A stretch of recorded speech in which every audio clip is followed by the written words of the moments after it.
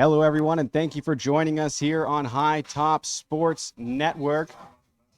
We have a dandy for you today between the Armstrong Riverhawks and the McKeesport Tigers. I'm Jake DeLuca. Joined beside me is Colton Henderson on the camera and Doug Flanders. He's going to be my color commentator for the day. So, Doug, pretty good matchup we got in front of us, tale of two unbeaten teams here. So no matter what happens, one of these teams is going to walk away with a loss on their record, their first one of the season. Gearing up for conference play, another non-conference matchup here for Armstrong. McKeesport, they have a lot of speed. They have a lot of players at the skill positions that can get it done.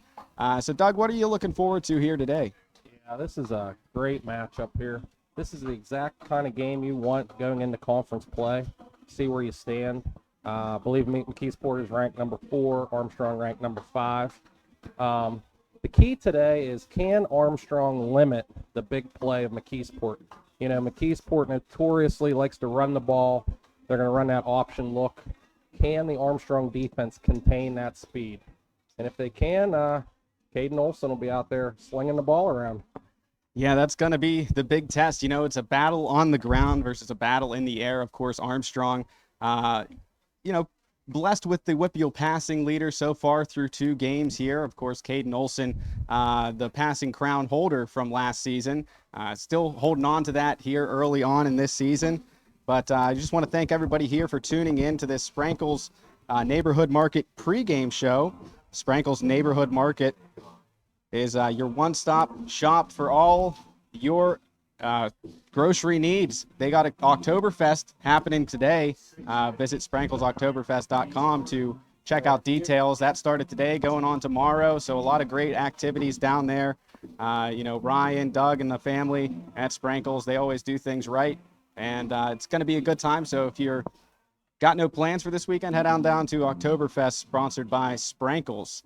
I got some notes here, Doug, that I wanted to take a look at here.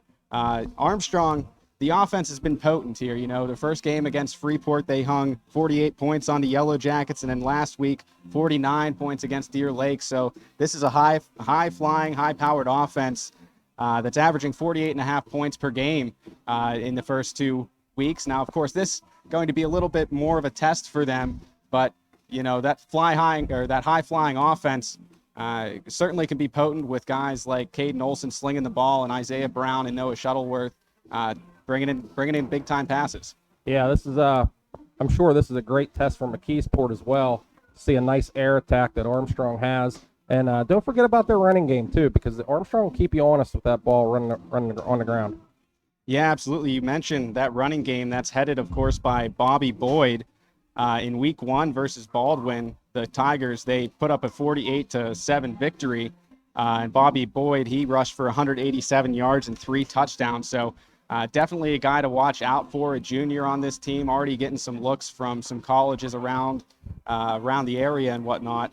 And then last week, Boyd carried the team for a 7-6 win over Woodland Hills, racking up 125 yards on 16 carries, getting the lone touchdown in that game. A real slugfest against Woodland Hills last week for McKeesport, 7-6. Not too often you see a score that low with that kind of firepower, but obviously a defensive battle last week. Yeah, I would definitely think Armstrong has heard all about number 12, Bobby Boyd, all week at practice.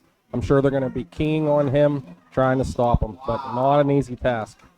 Yeah, not at all an easy task. That's a guy that can go from 0 to 60 real quick, go all the way and take it to the house at any given time. They got a lot of players that can do just that. Week 0, against Baldwin, you saw McKeesport take 2 punts back for a touchdown, one by Jamil Perryman and then the other by Devontae Jones. So big plays can happen at any time, really, for either of these teams. They just might do it a little differently. Yeah, they definitely have 2 contrasting styles, but they both seem to be working early in the season. Absolutely. And while we have a moment, we're going to hear from some of our great sponsors on this Sprankles pregame show on High Top Sports Network. So don't go anywhere. We'll be right back after this quick message.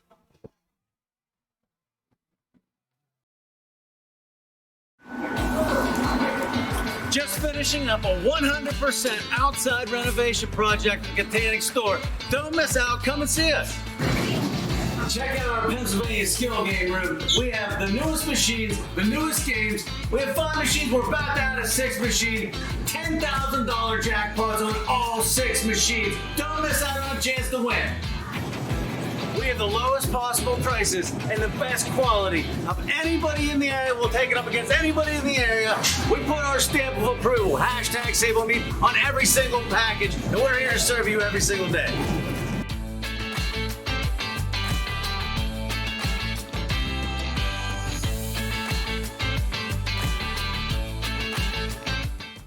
We also have chef-prepared, chef-quality prepared sushi, everyday fresh, and Sushi Wednesday, $5 sushi rolls, and you can win by liking and sharing our favorite page, Sushi Madness shirt. Don't forget to check out our millions of bakery deli products that we're making fresh every day. Appreciate all the support out there. We can't do what we do without you. Come and see us. Protecting the things you love and how you do so is among the most important decisions you'll ever have to make. TGIF Solutions can provide you with the peace of mind by supplying answers to all of your insurance needs, whether it be home, auto, business, life, or farm coverage. Contact the team at the Shellhammer Atwood Agency today in West Katanning to be sure that you, your loved ones, and the things that matter most stay safe when it matters the most. TGIF Solutions, insurance for what matters. With over 40 years of experience, the fine folks at Steffi's Country Catering in Adrian can provide you with several scrumptious options for your next family gathering, corporate event, or tailgate. Make sure to try one of their custom meat and cheese trays or pick up a delicious Sunday takeout special. Steffi's Country Catering is a Leader Times Silver Best of winner 3 years running. And as the holidays approach, get back to celebrating with friends and family and leave the cooking to Steffi's. Sugar Rush Cupcakes by Tara are available by order. That's Steffi's Country Catering. Find them on Facebook.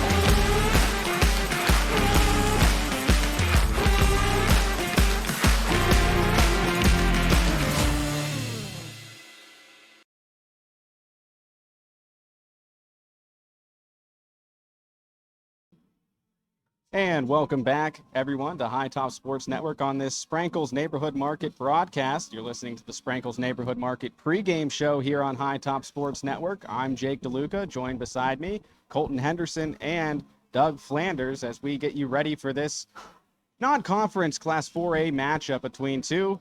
I guess it would be fair to call these two teams powerhouses early in the season. 2-0, both of these teams, high-powered offenses for both the Tigers and the Riverhawks. We mentioned before, Armstrong averaging that 48.5 points going into this game. But, something that maybe gets overlooked is just how good this defense has been at the start of the season, only allowing 20 points in their first 2 games.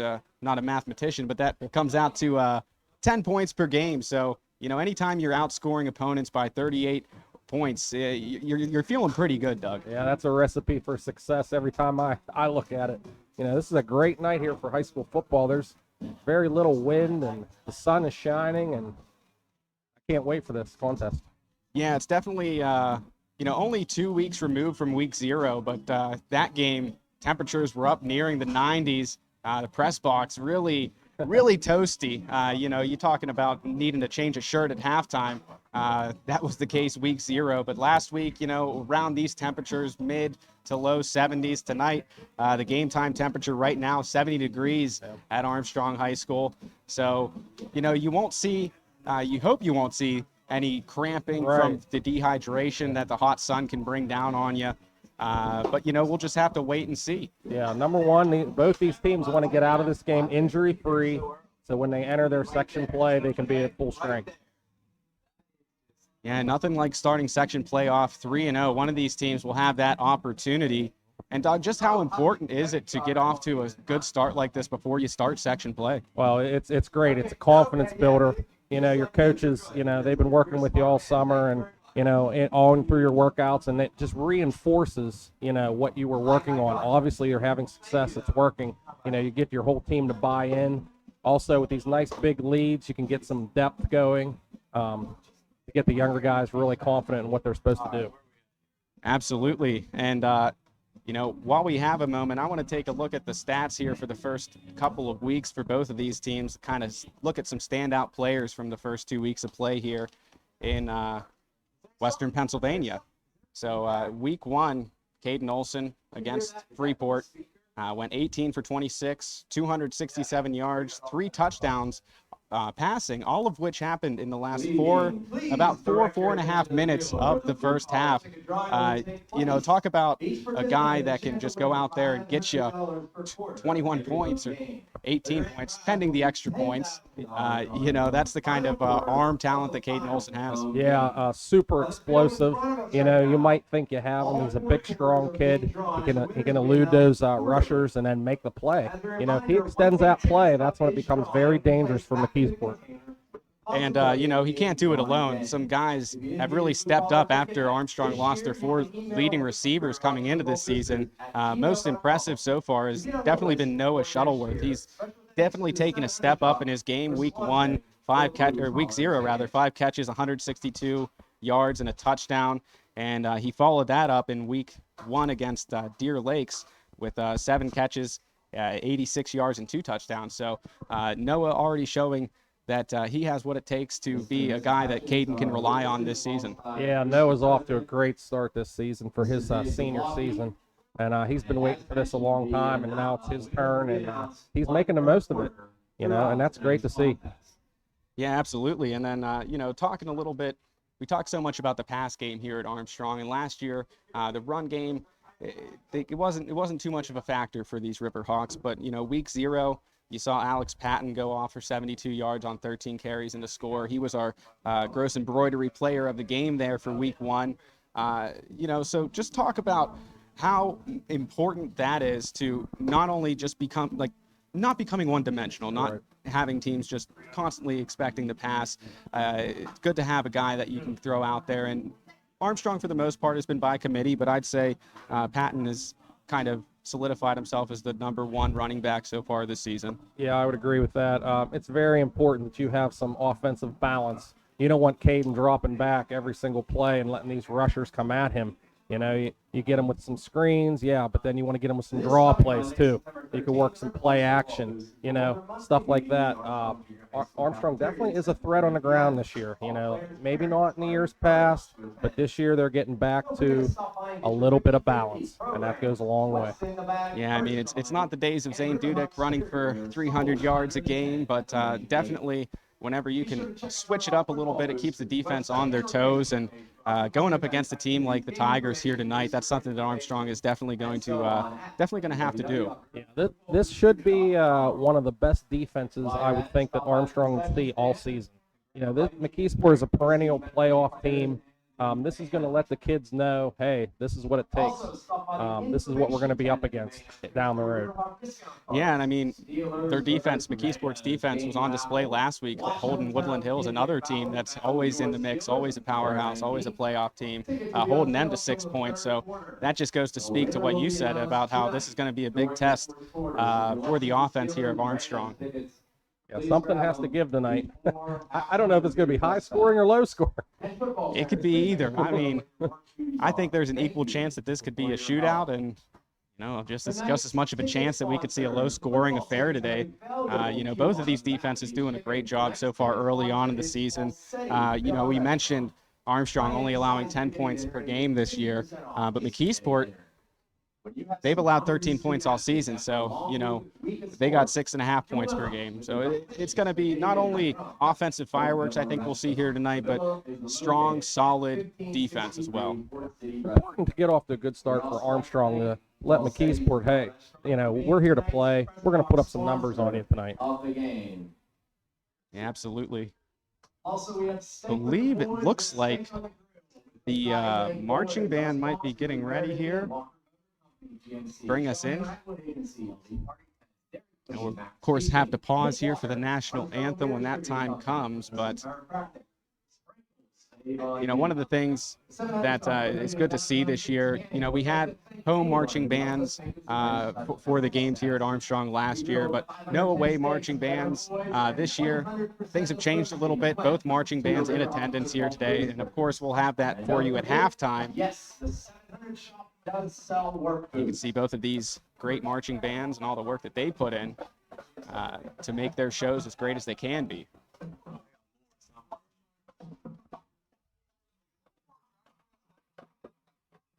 But we talked a lot about week 0 for these Armstrong Riverhawks. Now, last week, a little bit more recently, of course, beating Deer Lakes 49-6. Caden Olson, 21 of 32 for 273, 5 touchdowns. Still yet to throw an interception this season. He also rushed for a touchdown last week, so 6 total touchdowns for the junior quarterback of Armstrong. Not a bad average. And speaking of the national anthem, I believe it's time. So we're going to take a pause here and salute the flag. Followed by our alma mater. The American flag is located behind the visitors' bench.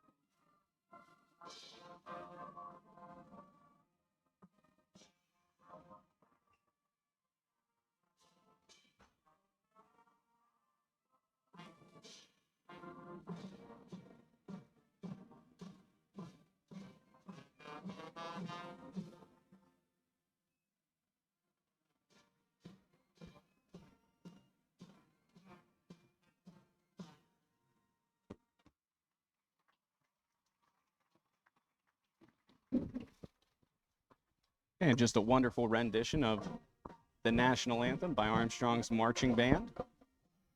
Now they're playing the alma mater. Doug, I was a West Shamokin graduate. We didn't have an alma mater. No. Us country bumpkins, we didn't get one of those. Yeah. Well, I know I believe it's a public speaking class, the kids have to learn the alma mater. So that was something new for Armstrong. Yeah, luckily I missed out on that part of the public speaking curriculum. Yeah, it's just great to see them out on the field. They've been waiting for this day too. It's not just the football team; it's all the sports coming out of this COVID. Yeah, me and Colton got down here early at around 4:30 to set everything up here, and the marching band was out here working on their show. Oh yeah, they put in a lot of time, countless hours. I'll tell you what, I can barely walk in a straight line as it is. Having to work around people and all those intricate marching patterns, I would be falling flat on my face. Like you said, they put in a lot of work, a lot of practice to hone their craft, much like these two teams we're about to see in McKeesport and Armstrong. One thing I kind of think of is there's a lot of players to look out for here tonight, a lot of playmakers, a lot of really solid high school football players out on the field on both sides of the ball. So, Doug, my question to you would be, Who are you most looking forward to seeing out there for each of these teams? Well, obviously, I want to see from McKeesport the Bobby Boyd. I mean, he is one of the best kids probably in the state of Pennsylvania, and that's the guy. I mean, that's the guy for me from McKeesport. Armstrong's more balanced. Obviously Caden, he has all the headlines, but I want to see, is Isaiah Brown back? Is he ready to come forward? Is Shuttleworth? How's his speed going to be against these McKeesport physical and fast secondary guys? And then some of those guys in the middle, like Dylan Gagini, he's off to a great start. Dozik Zablocki, guys like that. Let's just see what happens here. Yeah, and of course, that front line on the Armstrong defense is filled with guys that can just blow you up at any given moment. You talked about a few of them. Julius Barnes, another one that comes to mind. Just some big boys ready to hit. And I think we'll see that on both sides of the ball. But you mentioned Isaiah Brown. Last week he had himself a pretty nice game, nabbed 3 balls for 81 yards and a score. So, whenever you look out there and you see him out on the field, he doesn't look like a sophomore. He's tall, he's built well. Just a great target for Caden in the red zone or really anywhere. And let's not forget that he's also got some speed on him as well. Yeah, he's a super athletic kid. He's getting stronger and stronger as the weeks go by, rehabbing off his injuries that he's had in his various sports. And he can really be some help for Caden once he gets back to 100%. Absolutely. The team, Armstrong looking like they're about ready to run out onto the field. Trying to read what that sign says down there, Doug. Can you see what that says? You think you can beat us? Now that's something. I think it says now that's. Find out here in a second. Yeah, we'll give you all the answers that you want to know at home here.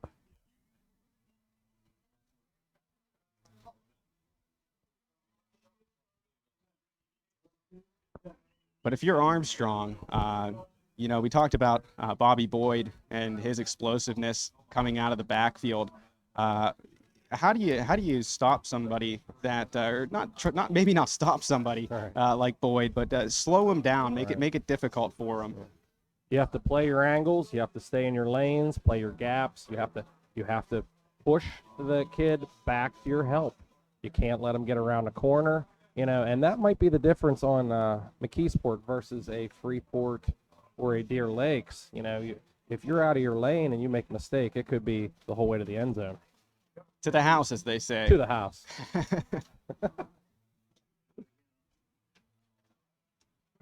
Now, a little Enter Sandman for the pregame music that's always selection. good. Enter Sandman's always good.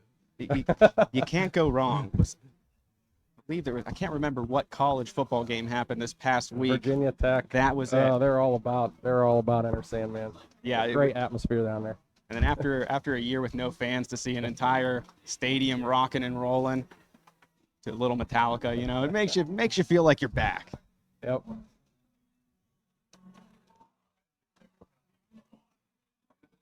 But we mentioned explosive plays before. I touched on in week 0 for these Tigers. They had 2 punt returns for a touchdown by 2 different guys. And if you remember to week 0, Armstrong, Ben Lane for Freeport scored on a return touchdown. So that could be something to watch out for here tonight as well. Yeah, special teams. Armstrong needs to tighten up on that aspect of the game, and we all know that could play a huge role, especially in a close game.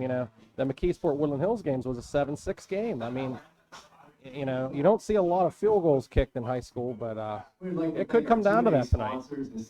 Yeah, absolutely. And while we have a second, I want to just thank a couple of people that help keep the lights on here at High Top Sports Network.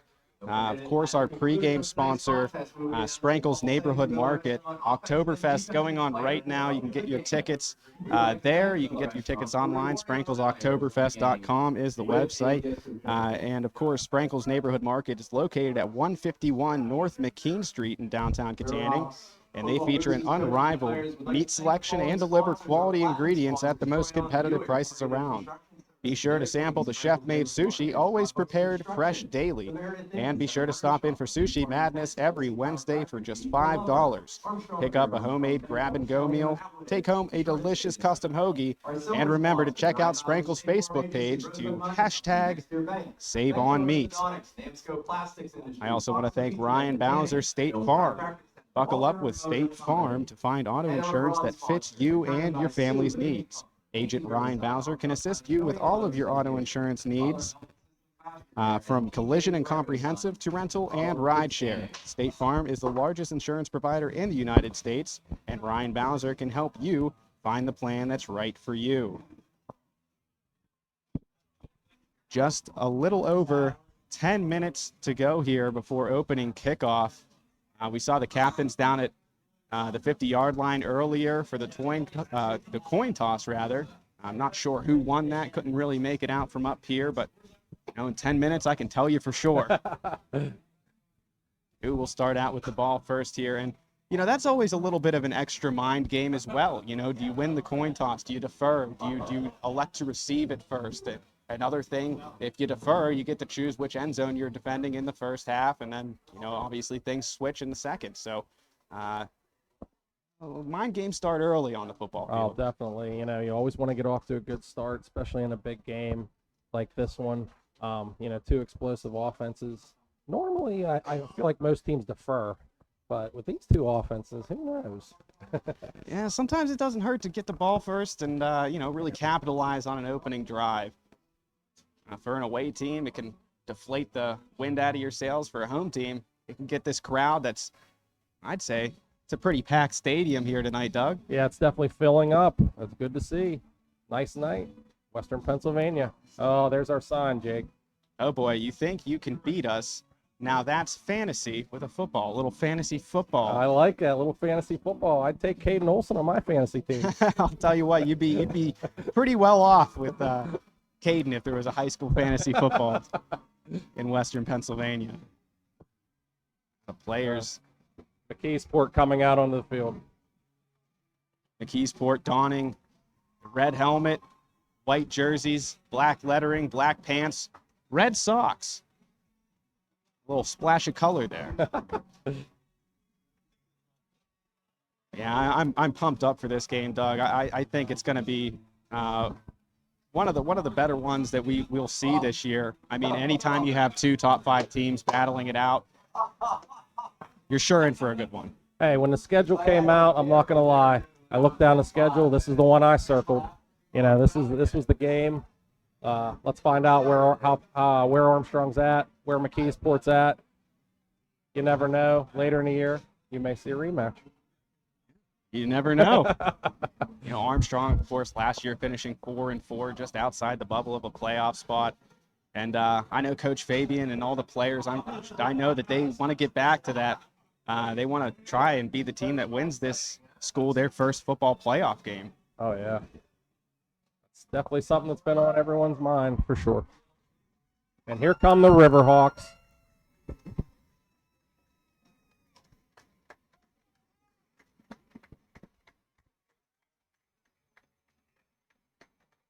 And just 7 minutes to go here until opening kickoff. It's a Sprinkles Neighborhood Market game day as the Riverhawks break through the banner and rush the field. Pull 6 of the mighty Allegheny River. Welcome to the Next Air Bank Athletic Complex. Hello, Dylan Gagini, senior, Riverhawks. running through first with the flag. And Doug, you might know this more so than I would. Is there a do you know the decision that goes into who gets to be the one that brings the flag out onto the field? I just think usually it's a senior, maybe one of your captains, to lead your team out into the field of battle. That's always an honor when you get a special role like that. Great to see. Absolutely. Band director Jason Vaneski. Administration, Mr. Vivo. Both teams out onto the field, and I'm looking at the sidelines here, and I'd say they're about even strength when it comes to numbers. Yeah, the first 2 weeks, yeah, maybe Armstrong wore those first two teams down. But tonight, looking at the sidelines, about even in the amount of players. Captains are ready to head out there, Jake. Yeah, the officials trotting to midfield there. Looking like it's going to be Noah Shuttleworth, Connor Segola, Cherokee Schreckengost, and Julius Barnes heading out there for the Riverhawks. And for the visitors, let's take a look here. We got number 9. That is going to be Jacob Miller. I believe number 6, Keyshawn Humphreys.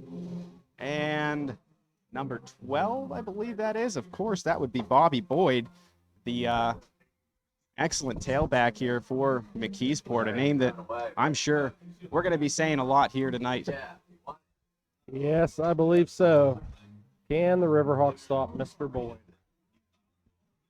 Oh, they wanted me to read it. They deferred. So Armstrong deferred. McKeesport to get the ball. shout out to Greg Hedgeland, the PA announcer here. So, we were asking ourselves who was going to take, who was going to get the ball first here, and it's going to be the visiting McKeesport Tigers. That's usually what happens. Usually you defer when you win that toss. So hopefully the special teams can get off to a nice start here. A lot of speed back deep there for McKeesport. Yeah, back deep to return for McKeesport. Looks like DeJour Chafin and looks like Keenan McKell for now, but there's a lot of shifting around. They got a number of guys back there. Kanye Thompson, I think, is back, number 3. Yes, Kanye Thompson. Kicking off for your Riverhawks. And, of course, kicking off the opening kickoff brought to you by the Belmont Complex. Make sure you visit their website for Learn to Skate lessons. Little Pens registration has been extended to September 17th. So if you got a youngster ages 5 to 9 that wants to get into hockey, the Belmont Complex is your place to go. And a little squib kick, maybe trying to avoid the long return. Picking that one up will be Amir Colmer, and he will be taken down shy of the 40-yard line, right around at the, let's call it the 37. Yeah, and you see Armstrong didn't want to kick that deep. Probably a good strategy. Make McKeesport put together a drive here. And now we get to see the explosive offense for the McKeesport Tigers for the first time today, led by junior tailback Bobby Boyd. Under center for the Tigers, number 9. Yep, one back set here for McKeesport. Jacob Miller, the quarterback, the senior signal caller for the Tigers. Handoff that time goes to Kanye Thompson, and he finds a lane, one man to beat, and that one taken up a good bit of the field before Noah Shuttleworth comes up with a potentially touchdown-saving tackle. Yeah, and Noah was able to get him just by the ankles there. You saw how Armstrong was probably keying on Boyd, and they didn't give it to him. And Kanye Thompson coming out with a big run on that play. He turned that corner. There was only one man to beat there. The Armstrong 36-yard line. Contain, contain, contain if you're Armstrong. I'll bring up a new set of downs. Ball on the Armstrong 36-yard line. 9:52. Handoff goes up the right side, and that is stuffed immediately. Tackled by Dylan Gagini. Gagini on the tackle for the Riverhawks. Yeah, and that's what Dylan needs to make his presence felt in that line. Good to see. That'll take us to a second down and 9 yards to go for McKeesport here. Ball on the 35-yard line. Just a shade over 11 minutes on the clock, first 60 seconds. Going off fast, and that's kind of what happens whenever you got a running football team like the Tigers. Yeah, definitely a contrast here. Man coming in motion, he gets the pitch. That'll be Jameel Perryman. Perryman finds a lane and is able to push it up for a first down and then a couple yards beyond that. Yeah, just a nice little cut there. He saw some daylight, and that's what McKeesport will do. When they see that daylight, man, they're going to cut it up and hit it hard. That's what he did. Yeah, and so far, these first couple of plays for McKeesport really shifting the ball around. We thought we'd see a heavy dose of Bobby Boyd, but really it's the other guys that are getting it done early on in this first drive. McKeesport trying to keep Armstrong honest. Miller back for the snap, gets the high snap, hands it off to Boyd. Boyd spinning out of one tackle. He's heading to the corner and then gets taken down there. Right at around the 14-yard line. You know, it looked like Armstrong had him, but he was able to get out of that tackle, make the first guy miss. And that's what this kid can do. Yeah, Gagini credited with the tackle on that play. That'll bring us to a second down and short. We'll call it second and 1, I think. about a yard. The Tigers just pounding the rock on this first drive. Handoff goes inside to Boyd, and he is met immediately. But I think he might. Yeah, he still got enough for the first down there, but great job by the Armstrong defensive line there to clog the lane. Yeah, they hit Armstrong hit him immediately when he got the ball, but then it looked like he was shoved by his own teammate enough to get the first down. Ball at the 12-yard line. And the Armstrong defense stiffen here. It'll be first and 10 from the 12-yard line in the Ryan Bowser State Farm red zone here for the first time today. Under center is Miller. This time, nowhere.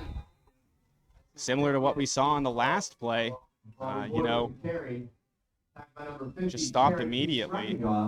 Call it a gain of maybe 2 yards on the play to bring up second down and 8 from the 10-yard line.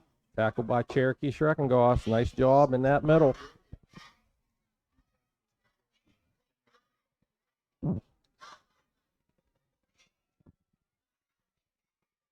And the handoff goes to Perryman, and he tries to find the corner, diving towards the end zone.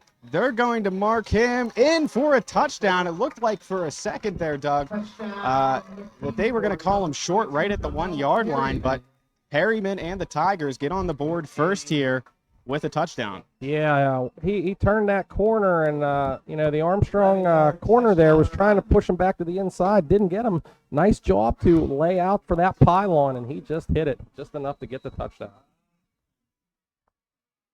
And coming on for the UFP Parker extra point is camp host Milton, the junior kicker for these Tigers.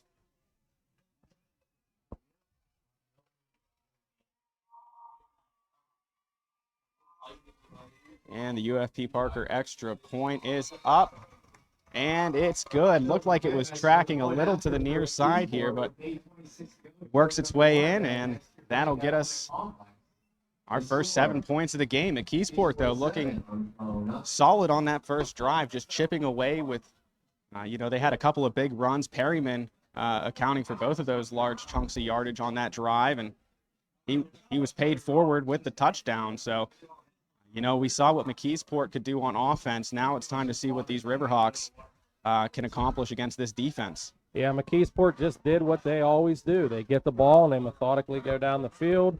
They gave it to a couple different guys, spread Armstrong out, get the corner. You can't let those kids get around the end. But now we're going to see Armstrong's offense. So can Armstrong respond in the way that they do it? So we're going to find out. Back to return for Armstrong. It looks to be Noah Shuttleworth. Noah Shuttleworth, the load man back deep, but he's also got Connor Segola on the far side, and looks like it's Jackson Chrisman on the near side, back deep to return. See if McKeesport decides to kick the ball deep. And we saw Armstrong elect to go with the squib kick to open the game up here. And now camp host Milton will send this one, and it looks like it has a chance to be an onside kick. McKeesport diving for it. Their sideline erupting in celebration.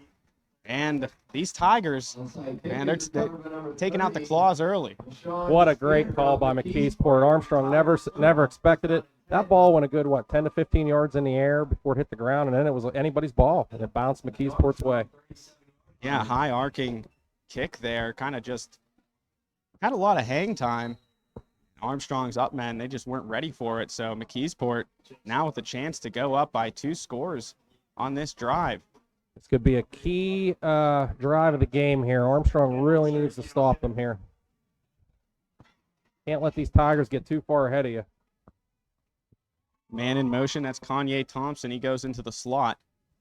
Miller gets the snap, looking to throw now. Looking on the sideline for Thompson, and he gets the ball there. Tackled out of bounds that time by Isaiah Brown. A rare pass for McKeesport, and I don't think anybody in the stadium expected that play, Jake. No, I'll tell you, Doug, I definitely didn't see that one coming, but you know, if McKeesport can sprinkle in a couple of passes, that offense gets even scarier. Yeah. Lining up now. They're going to call it 2nd down and a yard to go here.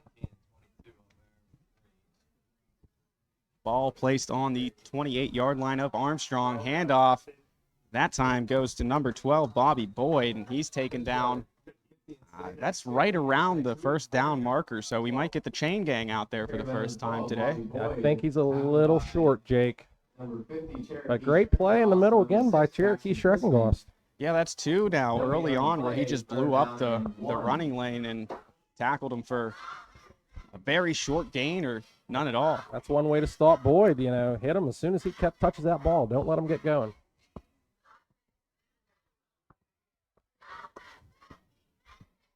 That's Miller in the gun, fakes the handoff. He's going to keep it himself, breaks one tackle, dragging another man with him, but able to get the tackle that time is Jackson Chrisman. That'll bring us to a new set of downs. Once again, Armstrong on the verge of stopping them, shutting that play down, but they just could not get the McKeesport player to the ground.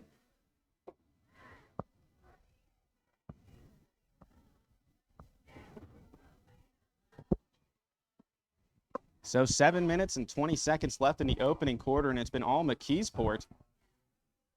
Armstrong still yet to see the field offensively here in this one. I guess that's one way to stop the Riverhawks. Yeah, if they don't get the ball, that'll do it. But Boyd dragging a couple of tacklers there. It looks like there for the tackle. Once again, Cherokee Schreckengost. So he's been doing an excellent job of just clogging the lane inside and making some solid tackles. Yeah, McKeesport having a tough time in the middle right now. Success seems to be going around the ends. That takes us to a 2nd down and 8.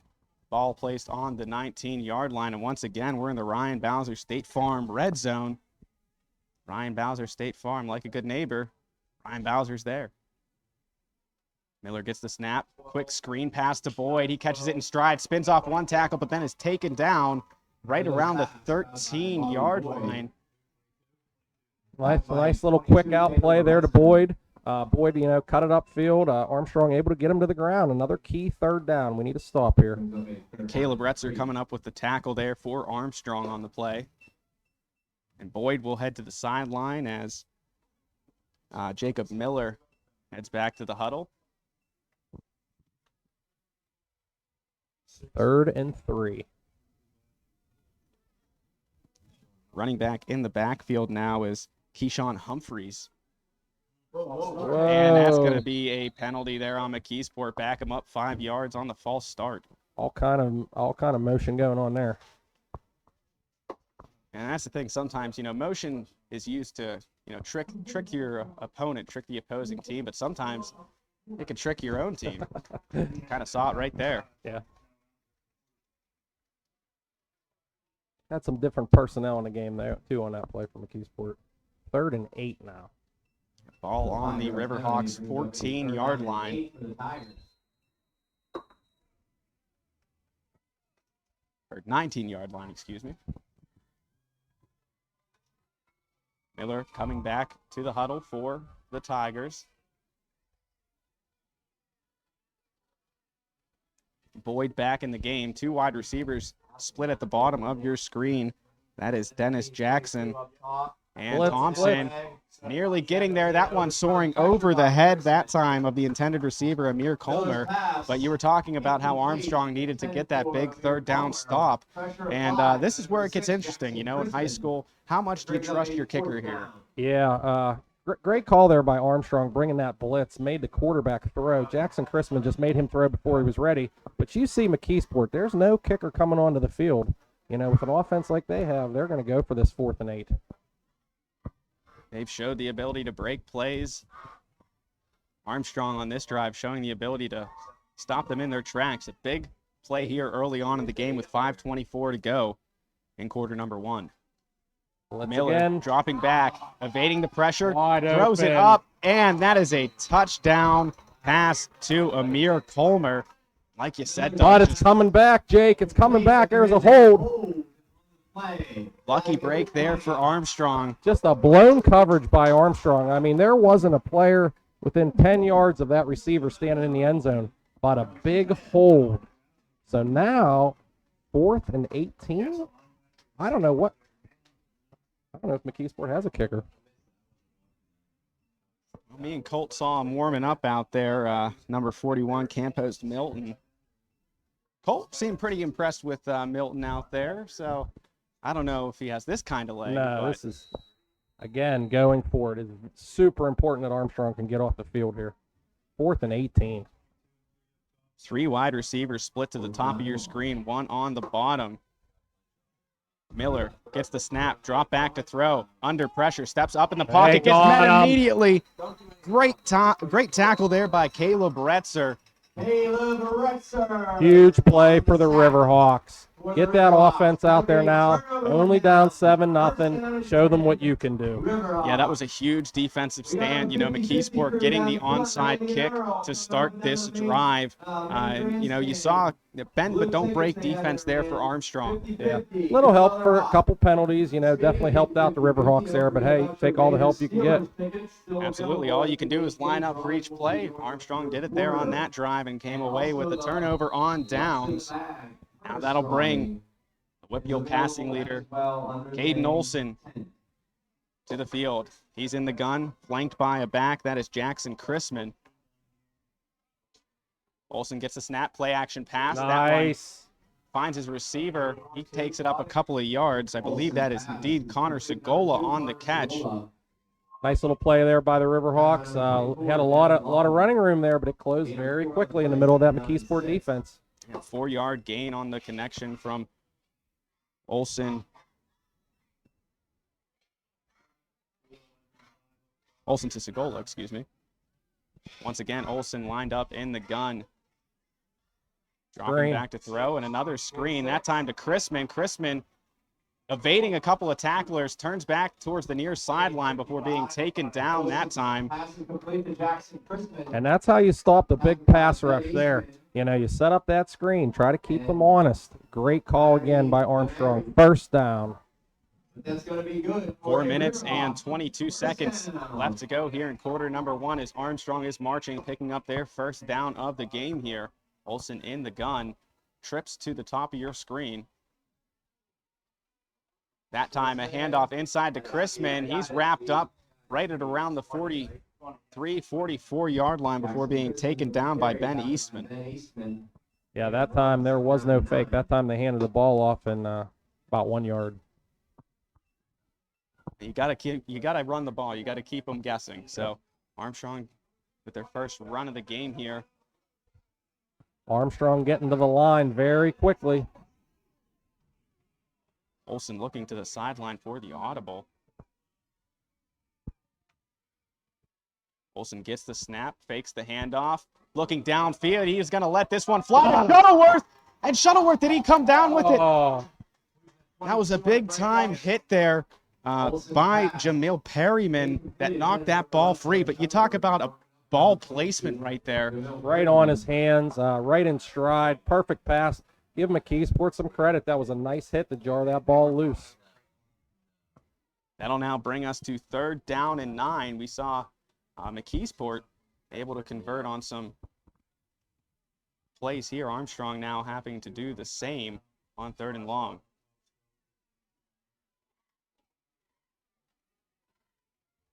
Back to Olson's right is Retzer. 2 wide receivers split to the bottom and top of your screen, but we have a timeout, Armstrong. probably a good timeout. Get everybody on the same page. You know, try to pick up this first down, keep your drive moving. And while we have a moment, I want to thank you all for joining us here on this Sprankles Neighborhood Market Game Day on High Top Sports Network. And while we're at it, I got a couple of places that I want to say thanks to.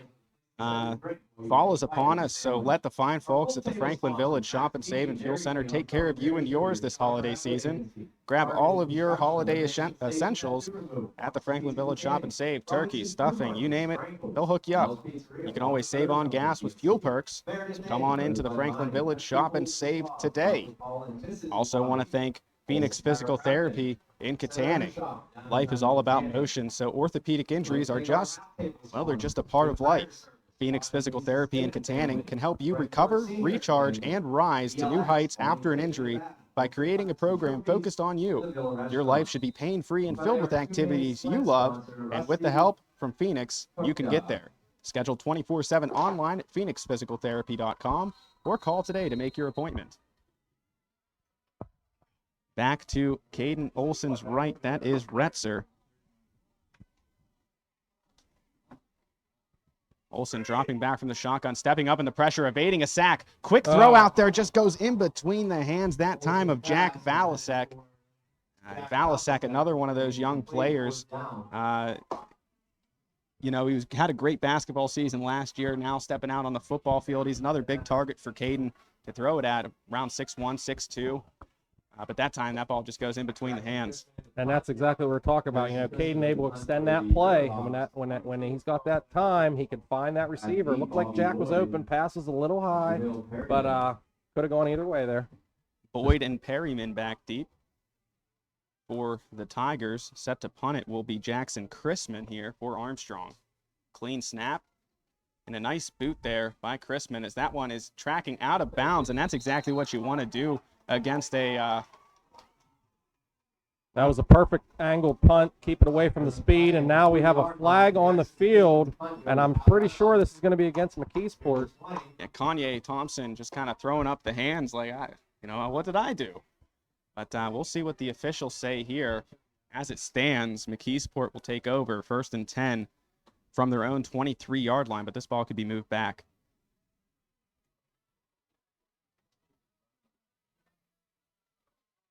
You know, it looks like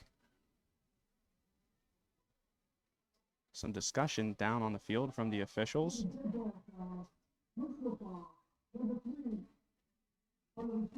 Yeah, Kanye Thompson getting the personal. So that'll set us up with a first down from about the 11-yard line, their own 11-yard line. By far the worst starting field position for McKeesport early on in this one with 3:14 to go in the first quarter. Yeah, McKeesport definitely going to have to go the length of the field now, you know. First drive was all McKeesport. Second drive, Armstrong was able to shut them down. So let's see what happens on the third drive here. McKeesport breaks the huddle.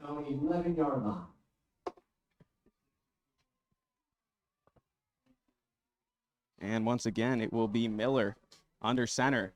He's going to keep it himself on the option and absolutely nowhere to go. The defensive front for Armstrong able to stop him in his tracks for maybe a gain of half a yard. Nice job there by Dylan Gagini once again, stuffing out that option play. Very nice. Yeah, Gagini's made some plays out there so far tonight. McKeesport's success has been wide. It has not been in the middle. We'll see what the Tigers call here on 2nd down and 10. Miller once again under center. Handoff goes inside, that time to Keyshawn Humphreys, and he'll take it up the field for a nice gain. Keyshawn Humphreys, ball carrier, talking about number 22, Caleb Retzer. And that's going to be enough for a first down. So once again, McKeesport pounding the rock consistently here, getting another first down.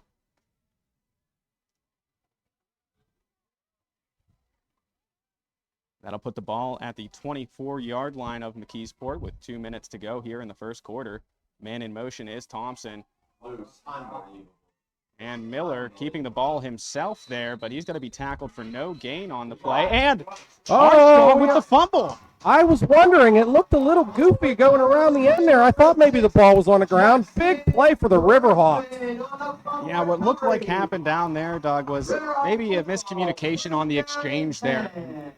I don't think either player knew who was going to get it, and when you have that happen, Armstrong able to poke that ball loose. It was one of those I got it, you take it plays.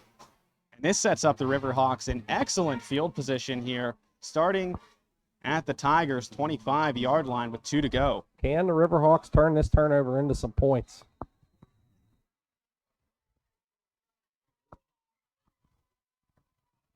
Armstrong's offense back onto the field here, led by junior quarterback Caden Olson. One wide receiver at the top of your screen, that's Isaiah Brown. 2 split to the bottom. Fake handoff once again. They're throwing a screen to Shuttleworth. Shuttleworth able to find a little bit of space there and fall forward for a modest gain there on first down. Yeah, I think we saw that same play the last drive to the other side. I think Armstrong just flipped the side there, ran that little play inside there to Shuttleworth. They'll give him about 3 yards there on the completion to Shuttleworth.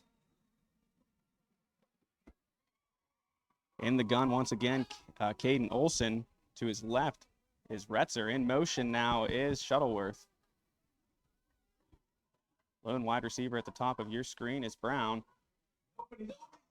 He's wide open. And what a window to squeeze that one into. If you saw, Isaiah Brown was pretty open at the top of your screen, but that's going to be Jack Valasek, the sophomore, and what a tight window to fit that ball into. Huge play for the Riverhawks. You know, Caden looks to his left, comes back to his right. You see Jack there, and Jack with a huge catch for Armstrong. Get a little confidence going for these Riverhawks. Great to see. And we saw that connection on the basketball court last year. You know, Caden and Valasek both did exceptionally well last year on the basketball court. Now hooking up on the football field. Yeah, great to see. You know, good for Jack. You know, his first year coming out, you know, his buddy Caden delivered that ball right on the money. And now the UFP Parker extra point is up, and it's good. So we got a tie ball game here with 1:18 left on the clock. So far in this first quarter, Doug, it's everything we've expected. Yeah, just an awesome game so far. You know, McKeesport with a few mistakes and Armstrong making them pay. And it's great to see. That's what you have to do. You have to take advantage of those opportunities. So we got a brand new game here. And while we have a moment on this Sprankles Neighborhood Market game day on High Top Sports Network, I want to thank the fine folks at TGIF Solutions, the official social media sponsor of High Top Sports Network. TGIF Solutions and the Shellhammer Atwood Agency can assist you and your loved ones with any insurance need, big or small. TGIF Solutions specializes in all types of insurance from auto, home, family, business, farm, and commercial. Visit TGIF.solutions. TGIF Solutions Insurance that's right for you now and in the future. Looks like McKeesport could be a little susceptible to that pass. I saw, you know, some holes out there. And when you got somebody like Caden that can read the defense the way he can and fit the ball into such tight windows. That ball bouncing, picked up by Kanye Thompson. Thompson taking it past the 25, falling forward to about the 28-yard line, but there is a flag down on the play after the tackle. Yeah, a little squib, but it ended up going to the deep guy that time. But once again, we have a flag. This could be on McKeesport again. Yeah, and so far Armstrong's played a very clean first quarter. No penalties against them, if I'm correct, and McKeesport now with 3. Yeah, holding on McKeesport. And a couple of those penalties really costly ones for McKeesport early on in this one. Yeah. If Armstrong can play this field position game and get back off the field, great to see. So looks like after the flag, McKeesport starting right around their 12 or 13-yard line. Similar field position to their last drive that ended in a fumble.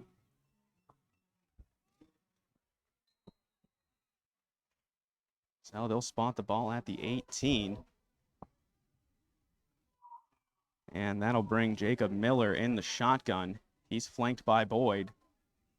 Trips to the near side of your screen.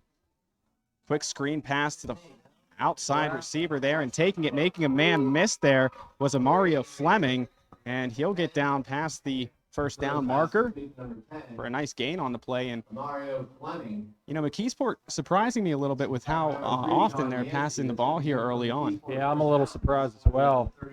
Not something they notoriously do, but who knows? Maybe they're trying to put some film out there for these other teams to look at.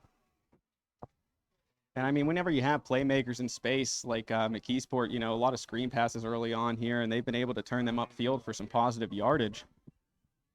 See what they do on the new set of downs. 1st and 10, ball on the McKeesport 30-yard line. Trips to the bottom of your screen, a lone receiver at the top.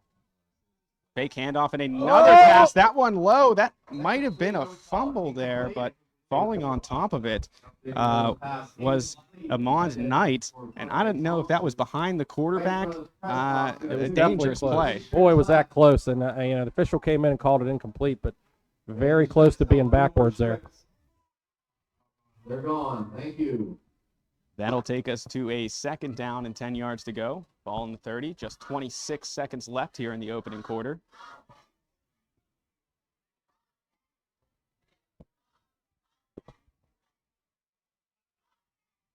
Once again, Miller will line up in the gun, trips to the near sideline.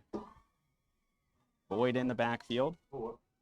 Dropping back to pass, looking downfield. He's going to let this one go to Kanye Thompson, who goes for the one-handed catch. But just a little bit overthrown, it looked like there on the pass intended for Thompson. Armstrong dodging a bullet there as that guy was wide open down the near sideline with no one around him. He tried to make a one-handed circus catch, was unable to call it in. Yeah, that almost looked like OBJ circa 2016 against the Cowboys. That'll bring us up to 3rd and 10 now. Dodging a bullet indeed on that play, Doug. 3rd and 10. Let's see if Armstrong can get off the field here. Miller in the gun. 2 wide receivers on each side. Dropping back Another to pass pass. again. That time he's going to find the man, and he's going to be taken down by Isaiah Brown, short of the 1st down marker. Bringing that pass in was Amon Knight, but a great job there by Isaiah Brown to snuff the play out. Another win for the Armstrong defense. 4th and 5. We're at the end of the 1st quarter, and let's see what McKeesport decides to do as we start the 2nd. And while we have a moment, we're going to take a quick break and hear from our sponsors here on this Sprinkles Neighborhood Market Game Day on High Top Sports Network. I'm Jake DeLuca, joined by Doug Flanders, Colton Henderson, and Brandon Schreckengost here. We'll be right back after this quick break.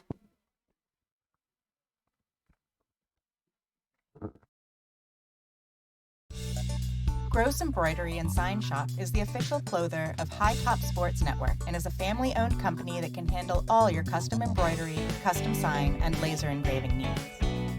Located at 409 4th Street in downtown Fort City, Gross Embroidery and Sign Shop can create sports and career apparel to the exact specifications of your organization. Their laser engraving department can put your logo or design on glasses, tumblers, insulated cups, signs, coffee cups, and more. Call Gross Embroidery and Sign Shop at 724-763-2461 today. And welcome back, everyone, to this Sprinkles Neighborhood Market Game Day. Sprinkles Oktoberfest happening now. If you're watching the game, we're happy to have you. Make sure you check out Oktoberfest going on tomorrow in Saxonburg. SprinklesOktoberfest.com for details. Looks like McKeesport's going to punt it this time. Yeah, 4th and 5, ball in their own territory. They decide to punt this one away. Getting rid of this one will be Caden Holtzman. And that ball will take a Tigers bounce before being picked up maybe a little prematurely there by Keenan Mickle. I think it was definitely picked up maturely. Too quick there. That one looked like it might have had another bounce or two, maybe another 10 yards. Yeah. But I'm sure Armstrong won't be too upset about that. Now we have a brand new ball game, and now Armstrong with the ball. And keep in mind, they will get the ball to start the 2nd half as well. They did defer. Armstrong really weathering this early storm from McKeesport. It looked like for a second there, McKeesport might have the chance to go up 14-0. But Armstrong's defense holding strong, forcing a fourth down turnover, a turnover on downs rather, and then getting that fumble in deep in McKeesport territory has certainly helped him out early on in this one. Olsen fakes the handoff, looking to load it up. This is a one-on-one battle with Shuttleworth, and just overthrowing him there a little bit, blanketed on the play with Shuttleworth by Tajor Andrews. Andrews there step by step with Shuttleworth, but Caden just airing it out there. Yeah, and you got to take those shots against McKeesport. You know, you got to keep them honest, push them back. You know, let them think, what are these guys going to do this time? So after the incompletion, Armstrong will line up at their own 25, 2nd and 10. Man in motion, that's Zablocky. Olsen gets the high snap, hands it off inside, breaking a couple tackles and pushing it forward is Retzer. As he falls forward, maybe a gain of a yard, maybe 2 on that play. Retzer stopped by a bunch of McKeesport Tigers. It'd be a short game. Just swarmed to the ball that time. I think the first man to get there for the Tigers, it looked like Colin Schritter was the first guy there on the tackle. Olsen once again lined up in the gun, 2 wide receivers on each side. 2 receivers on the bottom of your screen, Brown and Shuttleworth. Olsen, play action pass. Quick shot to Brown. Brown trying to break a tackle, falls forward, and that's going to be enough for a first down. Fighting for extra yards, Isaiah Brown makes the play. Caden continues to spread that ball around the field. Surveyed the scene, saw Isaiah open there, and he was able to fall forward and get that first down. So the Riverhawks offense continues to march here. Olsen in the gun once more. Man in motion, that's Noah Shuttleworth. Gets the snap, steps to his right, under pressure, shrugs off a tackle. Running, gets taken down, an ankle tackle there by number 58, Terrell Craig. But Olsen flashing the athleticism there, breaking a sack, and, you know, taking a play that looked like it was going to go for a loss and a sack and turning it into a couple-yard gain. Yeah, once again, there's the perfect example of Caden extending that play. You know, that the guy come in and try to hit him high. Not something you're going to be able to do with Caden Olsen. I'll take us to 2nd down and 8. Ball on the 44-yard line, 9:55 left to go in the half. Shuttleworth once again goes in motion. Fake handoff that time, throwing off his back foot that time to Retzer, and Retzer has some room to rumble, getting it near the first down marker, and they will give him the first down. So back-to-back passes resulting in a new set of downs for Armstrong. They caught McKeesport there, you know, that screen. They all came flying in, and, you know, a lot of running room there for Retzer. Very nice. Yeah, and those screen passes, you know, they can work to they can work well like we just saw on that play. But I'll tell you what, if I'm Caden Olsen, I see all those big guys coming at me without much protection. It's got to be a little bit of a scary moment down there. Handoff goes inside to Chrisman. He'll take the ball for a gain of yard, maybe 2. And that's not a sign you want to see if you're a McKeesport fan. Bobby Boyd shuffling off the sideline, definitely favoring one ankle there. And 1 on the play, 2nd down and 9. Boyd able to get to the sideline, but definitely looked to be in some pain out there.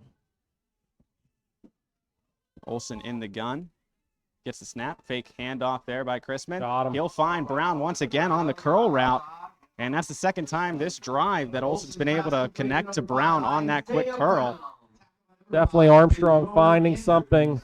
It seems to be working here. Isaiah down here one-on-one, getting open. 5-on-5, number 5 versus number 5. Brown lined up there that time against Tajor Andrews.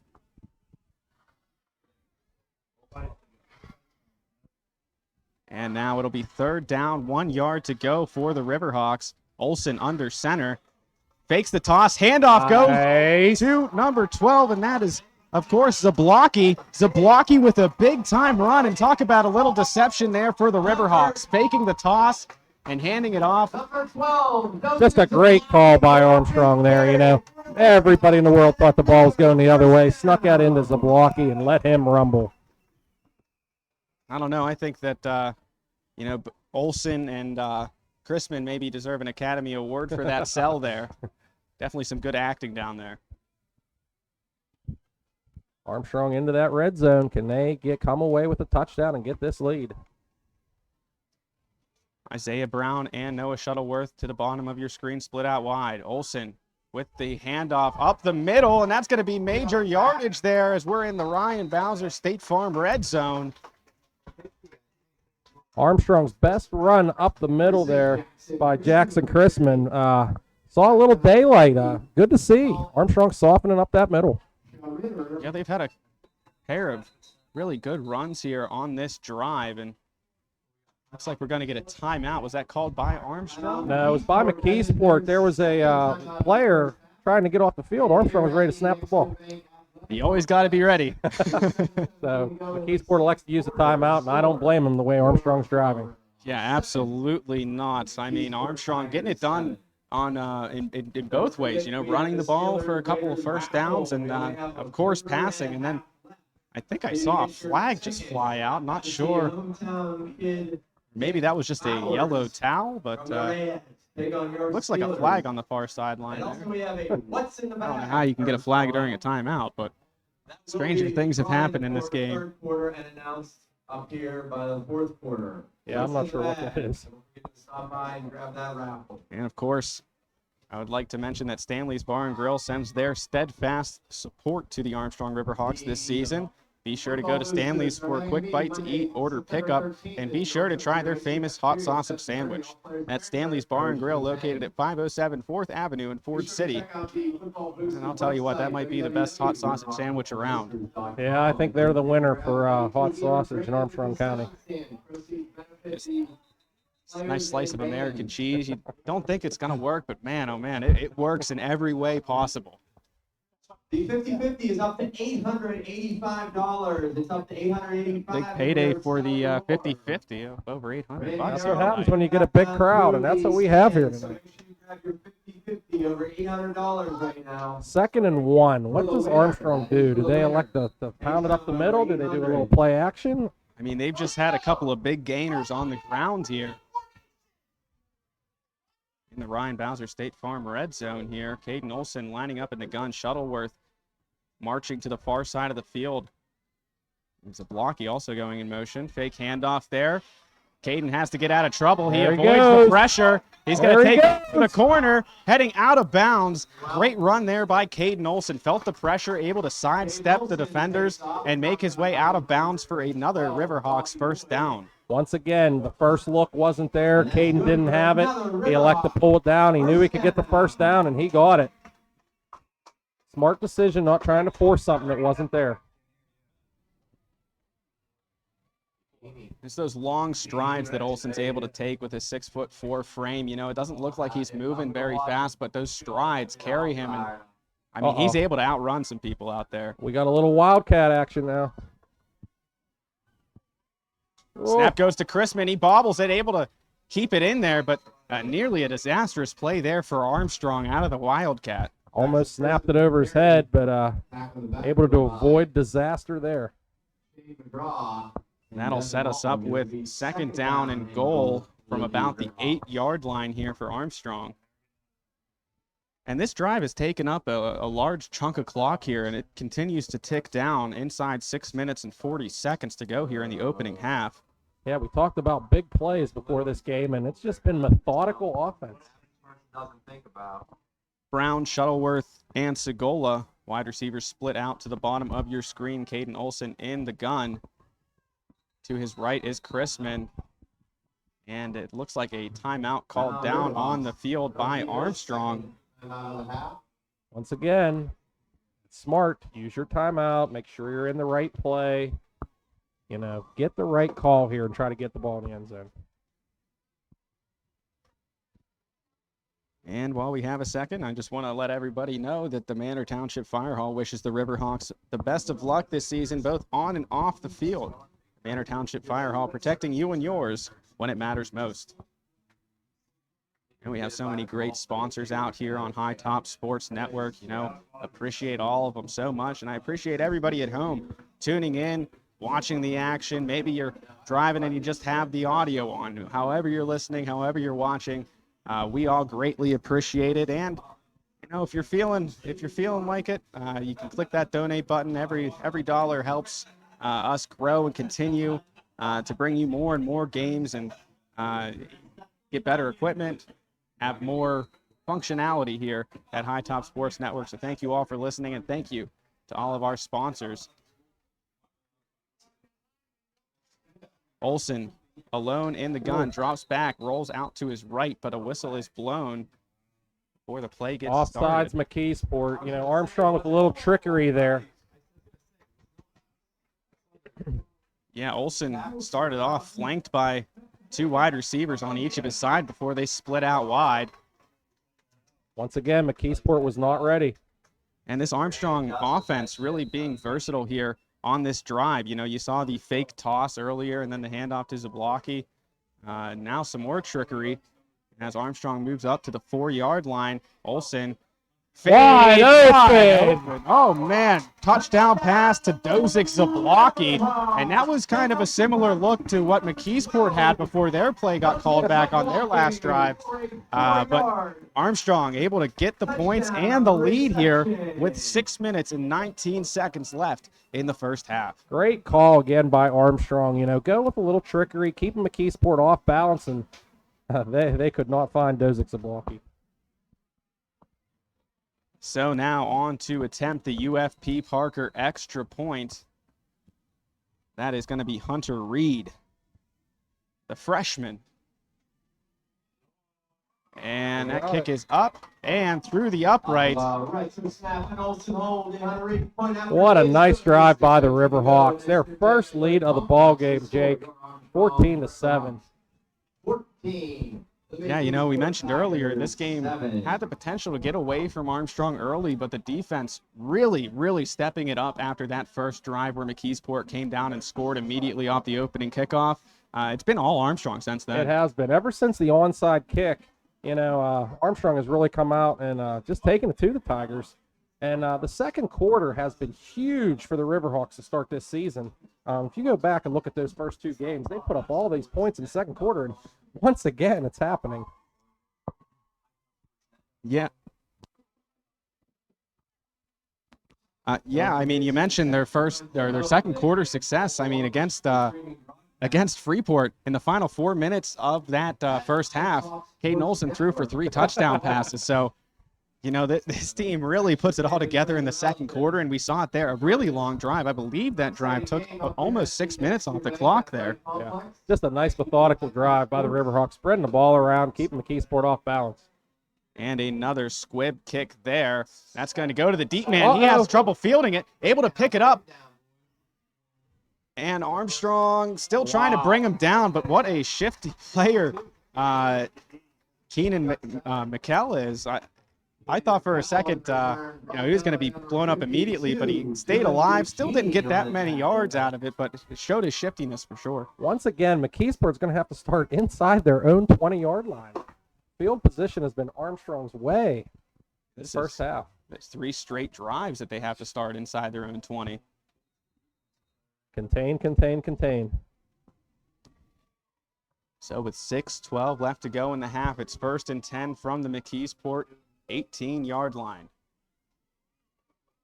Quick handoff up the middle, breaking it out to the far sideline a little bit there, but a decent run there on first down sets us up for about 2nd down, maybe 4 or 5 to go. We watched Bobby Boyd hobble off the field there, but he was able to drag Armstrong tacklers for a good 5 yards on that because he was hit immediately again.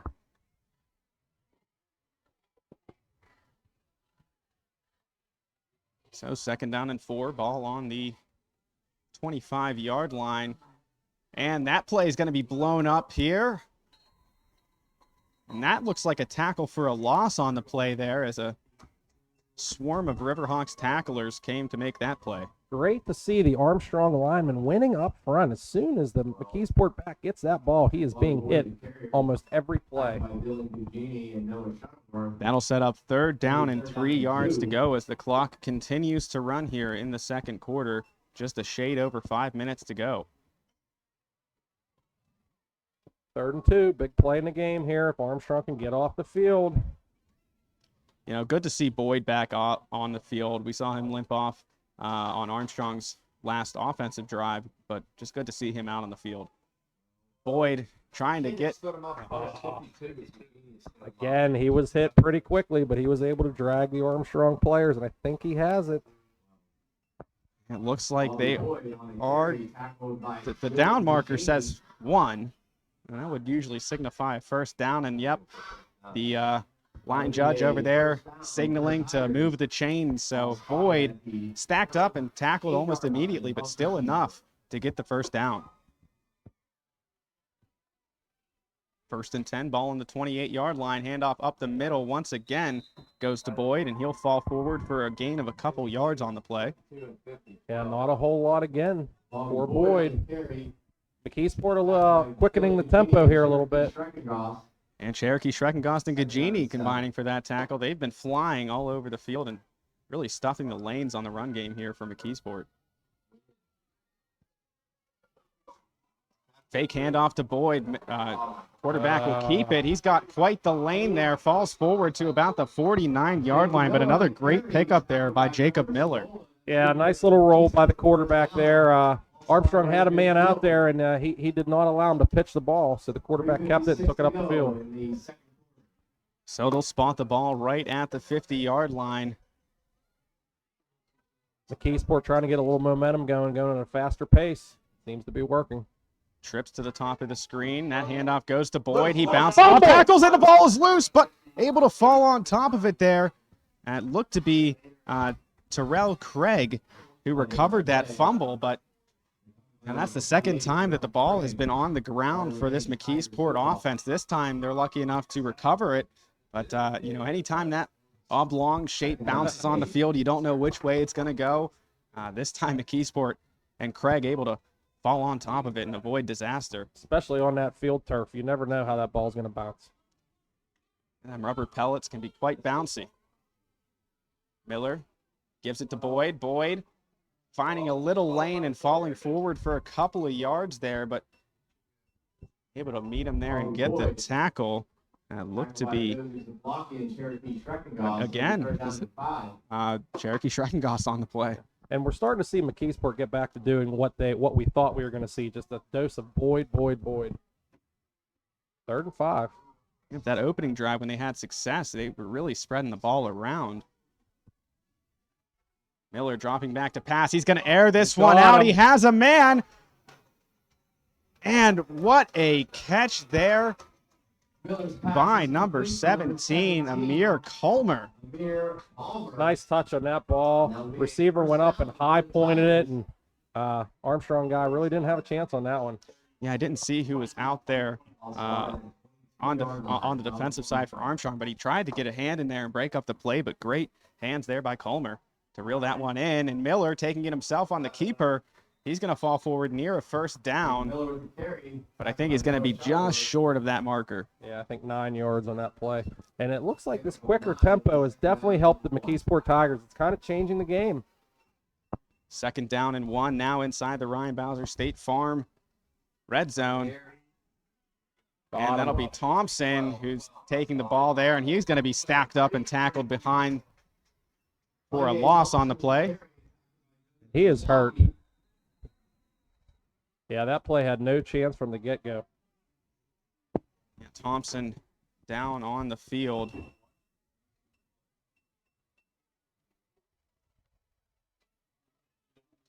Trying to make sure that's Thompson. I don't think that's Thompson. Look, I thought I saw a 2 there. Thompson is number 3.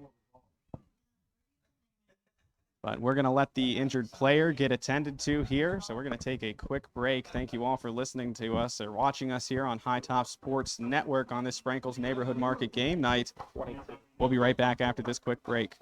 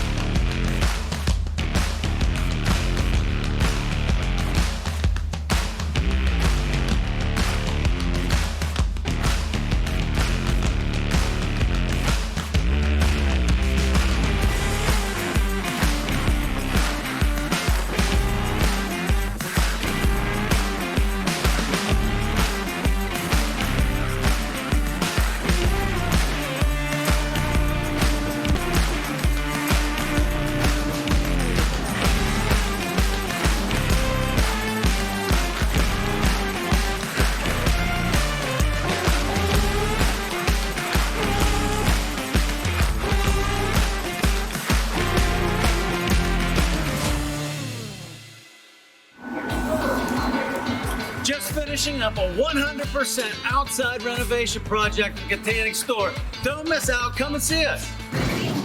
Check out our Pennsylvania skill game room. We have the newest machines, the newest games. We have 5 machines. We're about to add a 6th machine. $10,000 jackpots on all 6 machines. And welcome back. The injured player, Jamil Perryman, able to get off the field under his own power here. 1:35 left to go in the first half of action. It's going to be Miller in the gun. Waiting the snap here for the Tigers. Quick little screen pass, finding Boyd in open space, but he's going to be stacked up, still able to push forward, and that's kind of been the tail of the tape. Boyd just able to fight for those extra yards. He's a hard man to tackle there, Jake. The huge play coming up in this game with about a minute left in the first half. It's 4th and 2, I believe. Armstrong up 7. And we saw a similar play to this one earlier in the game where McKeesport was on 4th down, made a couple of mistakes, got pushed back from penalties, and Armstrong was able to stop them. But this time, well, again, maybe? Timeout, Armstrong. I mean, they just got that timeout in time. Looked like that ball was close to being snapped. And so that's the last timeout of the half here for Armstrong.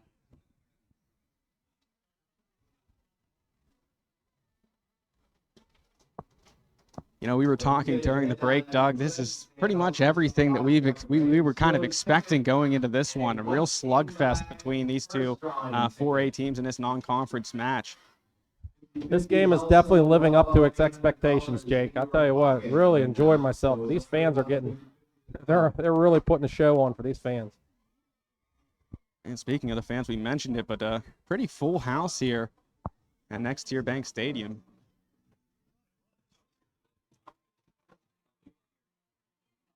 You know, we're getting down to the nitty-gritty. Final little over a minute, I believe. No, under a minute, 54 seconds.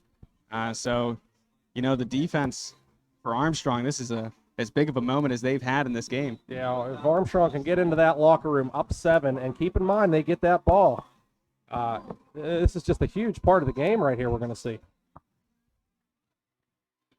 4th down, 2 yards to go for the Tigers. Miller in the gun, Boyd flanking him to his right. It's going to be a quick toss out to Boyd, and slipping past one tackle is Boyd. He's going to take it up inside the 10, down to about the 5-yard line, and just a quick hitting screen pass there to Boyd from Miller. It's just trying to get your best player the ball in space, and that's what they did, and Boyd made a couple guys miss. We know he's tough to bring down. He's able to get that first down. Clock continues to tick here. 40 seconds and counting remaining here. Miller gives the handoff to Boyd. He pushes forward. That's going to bring up 2nd and goal from about the 2 or 3 yard line. And I believe we have a timeout by McKeesport, so they will be down to 1 timeout. About 31 seconds left. McKeesport, they have 1 left. 1 second. Boy, you talk about putting it all out on the field, putting the blood, sweat, and tears out onto the football field. Both of these teams have done that in this first half. Such a well-played game so far, both ways. Some great calls, mixing it up, you know, going a little tempo. I really think this tempo is what has led McKeesport back into this ball game on this drive. Absolutely, just quick to the point of attack, quick to get back to the ball, and get the next play off. Yep. All we have well, no, I don't know if we have a moment now. Hold that thought. Here in the Ryan Bowser State Farm Red Zone. Like a good neighbor, Ryan Bowser's there. 2nd down and goal from the Armstrong 3-yard line. Under center, Miller will go. And a quick handoff there. He shifts backwards, and it's taken down. Maybe a loss on the play there by Jamil Perryman, the player that was injured on this drive, able to get back out there, which is always good to see, but he was swallowed up immediately. A little counter play there. Did not work, and keep in mind now, McKeesport must use their last timeout. So now they are out of timeout. So if Armstrong can keep McKeesport in the field of play, the half may expire. That's very possible. It's just about how quickly can you get back to the ball if you don't find the end zone. I got to wonder if maybe McKeesport's going to do some type of pass here to guarantee themselves 2 plays. Yeah, that might be the way to go. I mean, we've seen them throw it more than I think I've seen them throw it in a long time, just in the first half here tonight. I would be ready for a fake to Boyd and some type of pass from Armstrong. And we'll see here as the teams talk strategy during the timeout here. While we have a second, I think we have time. I want to thank Armscare. Armscare, located at 85 Glade Drive in Katanning, provides the highest quality medical equipment, supplies, and service for use in your home. After an accident, illness, or surgery, the caring professionals at Armscare can assist you in getting the appropriate medical equipment into your home where you can make the most progress on recovery. Armscare offers a wide variety of specialized medical equipment, and their experienced staff is committed to helping you and your loved ones regain normalcy. Contact Armscare at 724-545-3200 today. There it is. And a quick pass there. Miller we have a finds flag. the open it man. might be illegal motion. We have a flag down there. Touchdown, but there is a flag on the play at the 6-yard line. Well, we'll see who this is against. If it's against Armstrong, you decline it, but against McKeesport, that makes their job that much more difficult. Did they shoot themselves in the foot? Pass to a wide open Yes, they Kanye did. Thompson, but that won't count. Yeah, I thought I saw a little illegal motion there on the start of that play, and I was exactly right. And notice they went for that pass, Jake. I kind of suspected that might happen. And once they get inside about the 30 to 25, the offense, we've seen these mistakes throughout the first half for McKeesport. A pair of touchdowns now wiped off the board from penalties. Yeah, the penalties have definitely played a key role in this ballgame. And right now it is the difference with Armstrong holding that 7-point advantage. So now keep them out of the end zone and keep them in the field of play. What was once a 3rd and short, it's still a 3rd and goal, but this time they're backed up to the 9, so it makes that job that much more difficult for them to try to find the end zone here. Armstrong's defense trying to hold strong before the half. Oh, and he's going to be hit. That one nearly taken away by Armstrong. It looked like Julius Barnes got a hand on it. Looked like he had it for a second, but it just popped out of his hand. But talk about the pressure up the middle on the quarterback by Armstrong's defense, forcing an early throw, a kind of an errant pass. Couldn't get his whole body underneath it, but that ball falls short, and it brings us to 4th down and 9 with 11 ticks left in this first half. We're going to see a field goal attempt here, Jake. All right. That'll be camp host Milton, the junior kicker.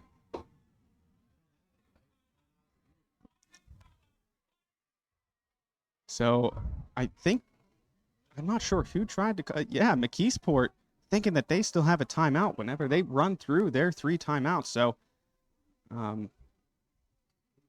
now, is that a flag? I think that's usually a flag whenever they call a timeout and you don't have any. We'll see what the official call is here, but wow, they're letting them get away with that. I don't know about that, but now the sideline for Armstrong getting the crowd pumped up. That kick is up and right through the middle it goes. So 14-10 with 7 seconds left to go. And I mean, you got 7 seconds if you take it, get a knee. You got a quarterback like Caden Olsen that can sling the ball, or do you just take it into halftime? Yeah, I think you probably just take it into halftime. You're getting the ball to start the second half. That was a huge win once again for the Armstrong defense. Holding those guys to a field goal there and going into the league with lead, halftime with the lead, knowing you're going to get the ball to start that second half. If you could come out, put some points on the board, you can really put McKeesport in a tough situation. McKeesport has not been able to break that big play. We saw Boyd drag some runners, but as if you can just make them drive, you got a good chance. Yeah, I mean, it hasn't been really since the opening drive for McKeesport that we've seen any really explosive plays. On that first drive, Perryman had a couple of big runs, but since then it's just been a couple, like some short gainers and maybe like a 10-yard run here and there. But Armstrong's defense, like you said, doing an excellent job containing the athletes for McKeesport here tonight. Yeah, kudos to this defense. I mean, every play when that Boyd gets the ball, he's being hit immediately. They're winning the battle up front. Just really playing a solid game defensively. So we'll see if Campost can. Probably a squibber again. He's gonna. A little short. That one has a chance to go out of bounds. They're gonna take it off the one hop. 6 seconds to go. Spinning off a tackler. Crispin breaking it up the middle, taken down. Oh, it looked like he had a chance there, Doug. I thought he was going to take it to the house for a second. What a crazy play to end the first half. It just looked like, oh, he's going to take a knee, fall down. Nope, we see a little spin. We see him come out of the pack. He was surrounded by two or three Tigers on the play, spun out of it, reversed fields, and I don't know, I think maybe if he took it a little more to the near sideline, he might have been able to get the edge, but what an exciting way to end the first half here. What a great first half of football. Both teams, a few mistakes by McKeesport, Armstrong taking advantage. And like I said, Armstrong getting that ball to start the second half. We're going to see what kind of adjustments are made on both sides. Absolutely, but right now we're going to take a quick pause and angle our microphones out the window here to catch these two excellent marching bands. So make sure you stick around for that. We'll be right back after this quick break. Good evening, ladies and gentlemen. Protecting the things you love and how you do so is among the most important decisions you'll ever have to make. TGIF Solutions can provide you with the peace of mind by supplying answers to all of your insurance needs, whether it be home, auto, business, life, or farm coverage. Contact the team at the Shellhammer Atwood Agency today in West Katanning to be sure that you, your loved ones, and the things that matter most stay safe when it matters the most. TGIF Solutions, insurance for what matters. We'll feature a solo by sophomore Tina Rose.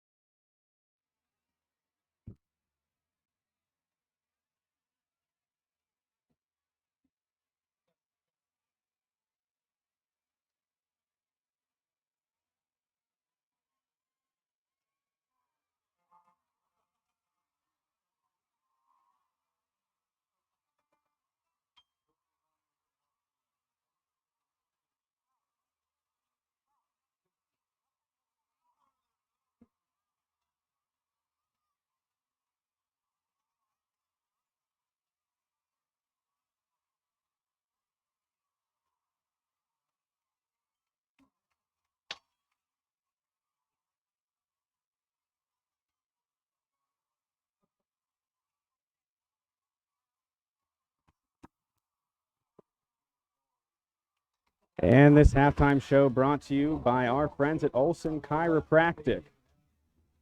When everyday aches and pains get in your way, visit Olson Chiropractic.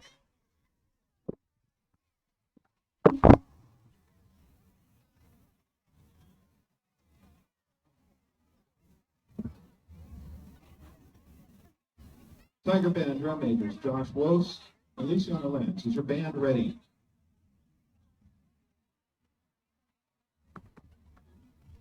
They take the field for halftime performance.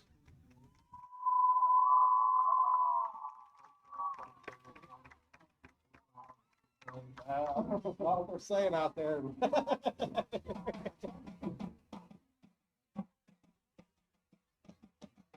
Okay.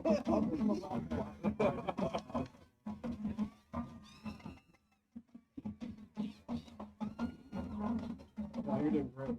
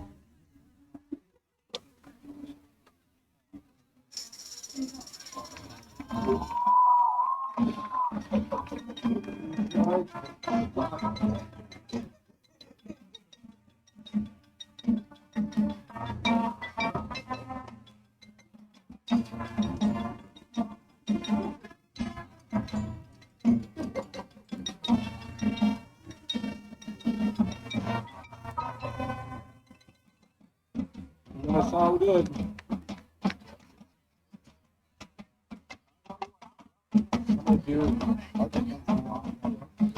Maybe it's back there.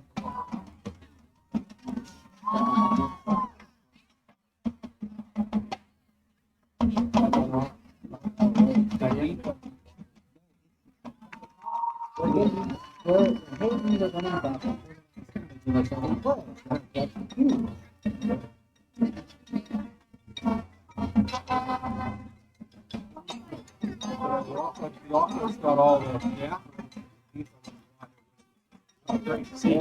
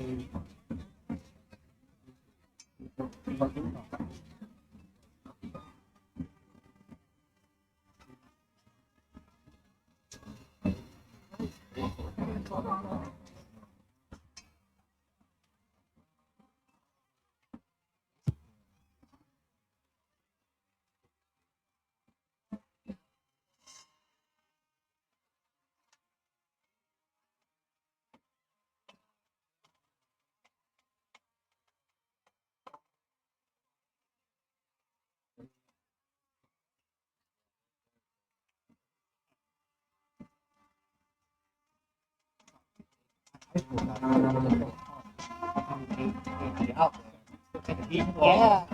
Doesn't want to step on people's toes though, either, you know. Even a tough spot. Even.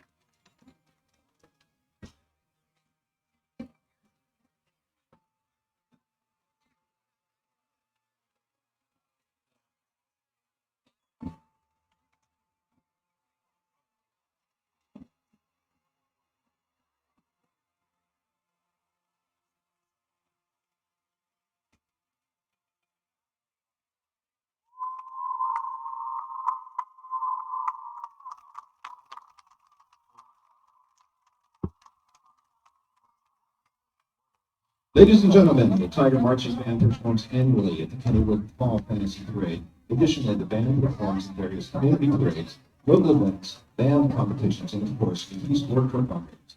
The McKeesport Tiger Band participates in the Tournament Band Circuit Chapter 8. The Tiger Band has also achieved first place in their division in 2010, 12, 13, 14, 18, and 2019. Additionally, the band is qualified for Annapolis Championships held in Princeton, Pennsylvania from 2009 through 2016. Thank you so much for your attention this evening.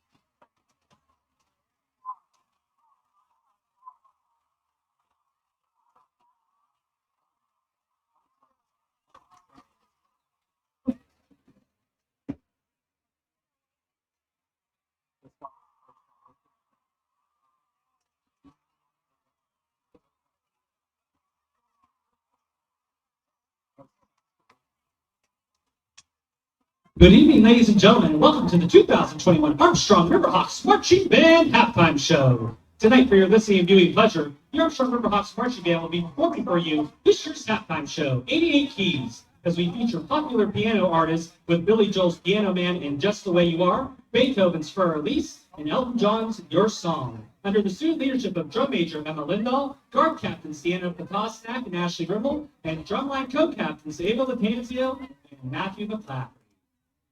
Now, ladies and gentlemen, sit back, relax, and enjoy the popular piano music this evening as the Armstrong Riverhawks Marching Band appears to be ready for their halftime performance. Drum major Emma Lindahl, is your band ready?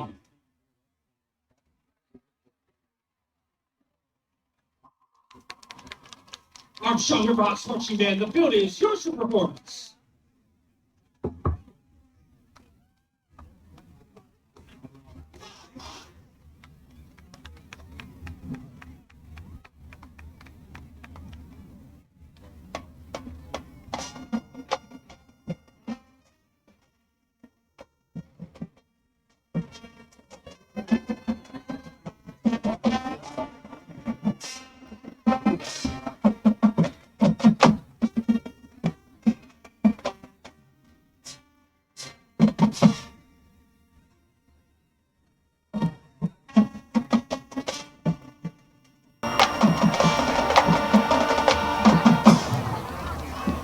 Now that the band is tuned up, we continue our show this evening as the Riverhawks Marching Band performs one of Ludwig van Beethoven's most famous compositions with For Elise.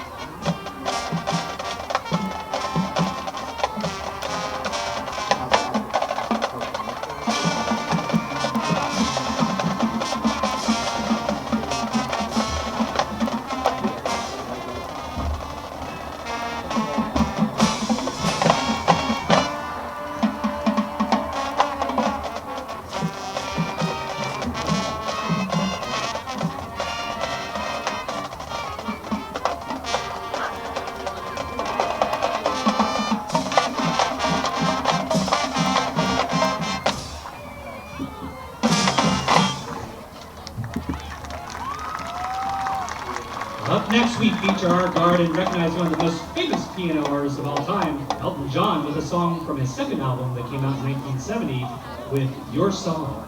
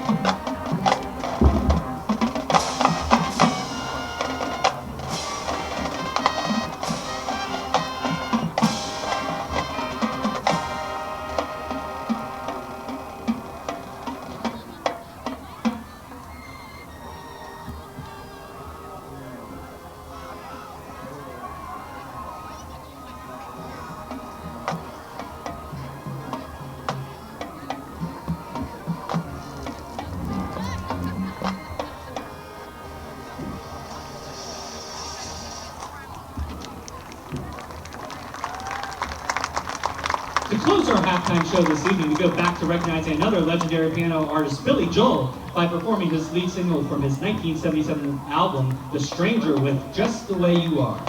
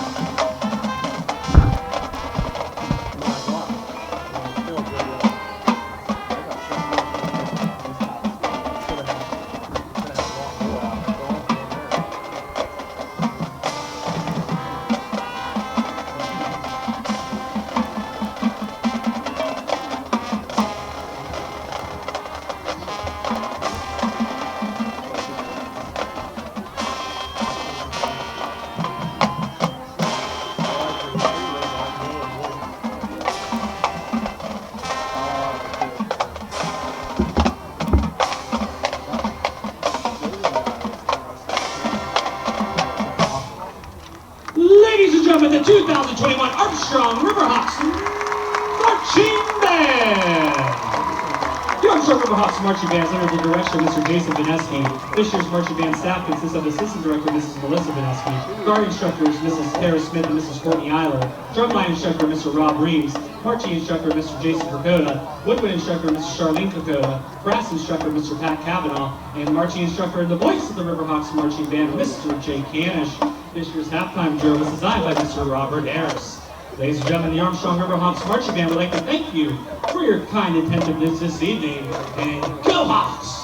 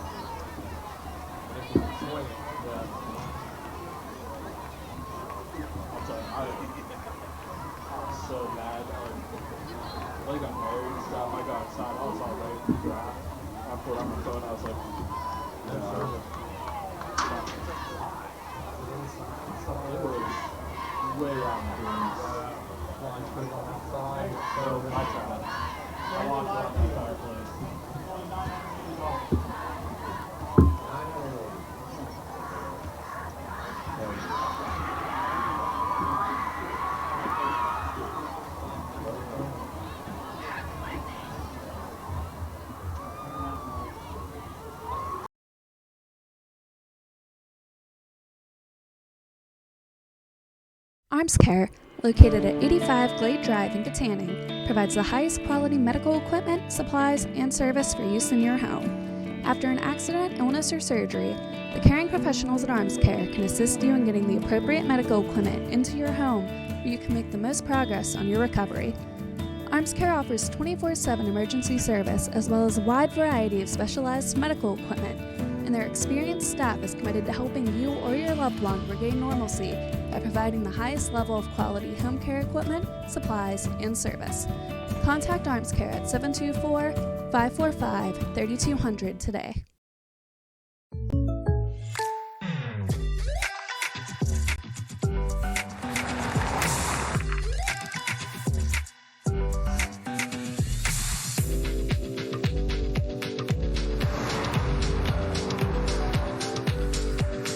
your surprisingly great rates, contact your local State Farm agent today.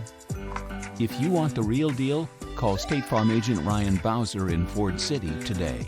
Like a good neighbor, State Farm is there. Just finishing up a 100% outside renovation project at Catanic Store. Don't miss out. Come and see us. Check out our Pennsylvania skill game room. We have the newest machines, the newest games. We have 5 machines. We're about to add a 6th machine. $10,000 jackpots on all 6 machines. Don't miss out on a chance to win. We have the lowest possible prices and the best quality of anybody in the area. We'll take it up against anybody in the area. We put our stamp of approval, #SableMeat, on every single package, and we're here to serve you every single day.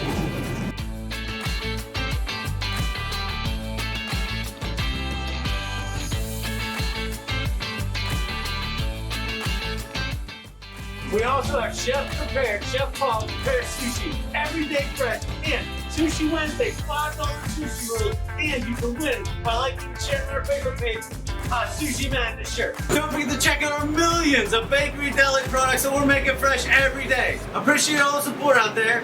We can't do what we do without you. Come and see us.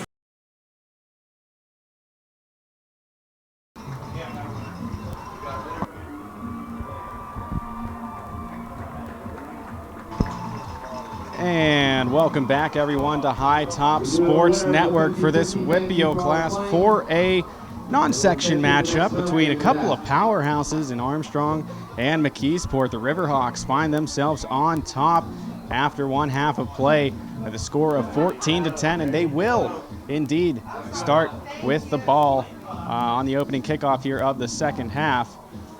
Doug Flanders here with me, Colton Henderson, as well as Brandon Schreckengoss, and I, of course, am Jake DeLuca.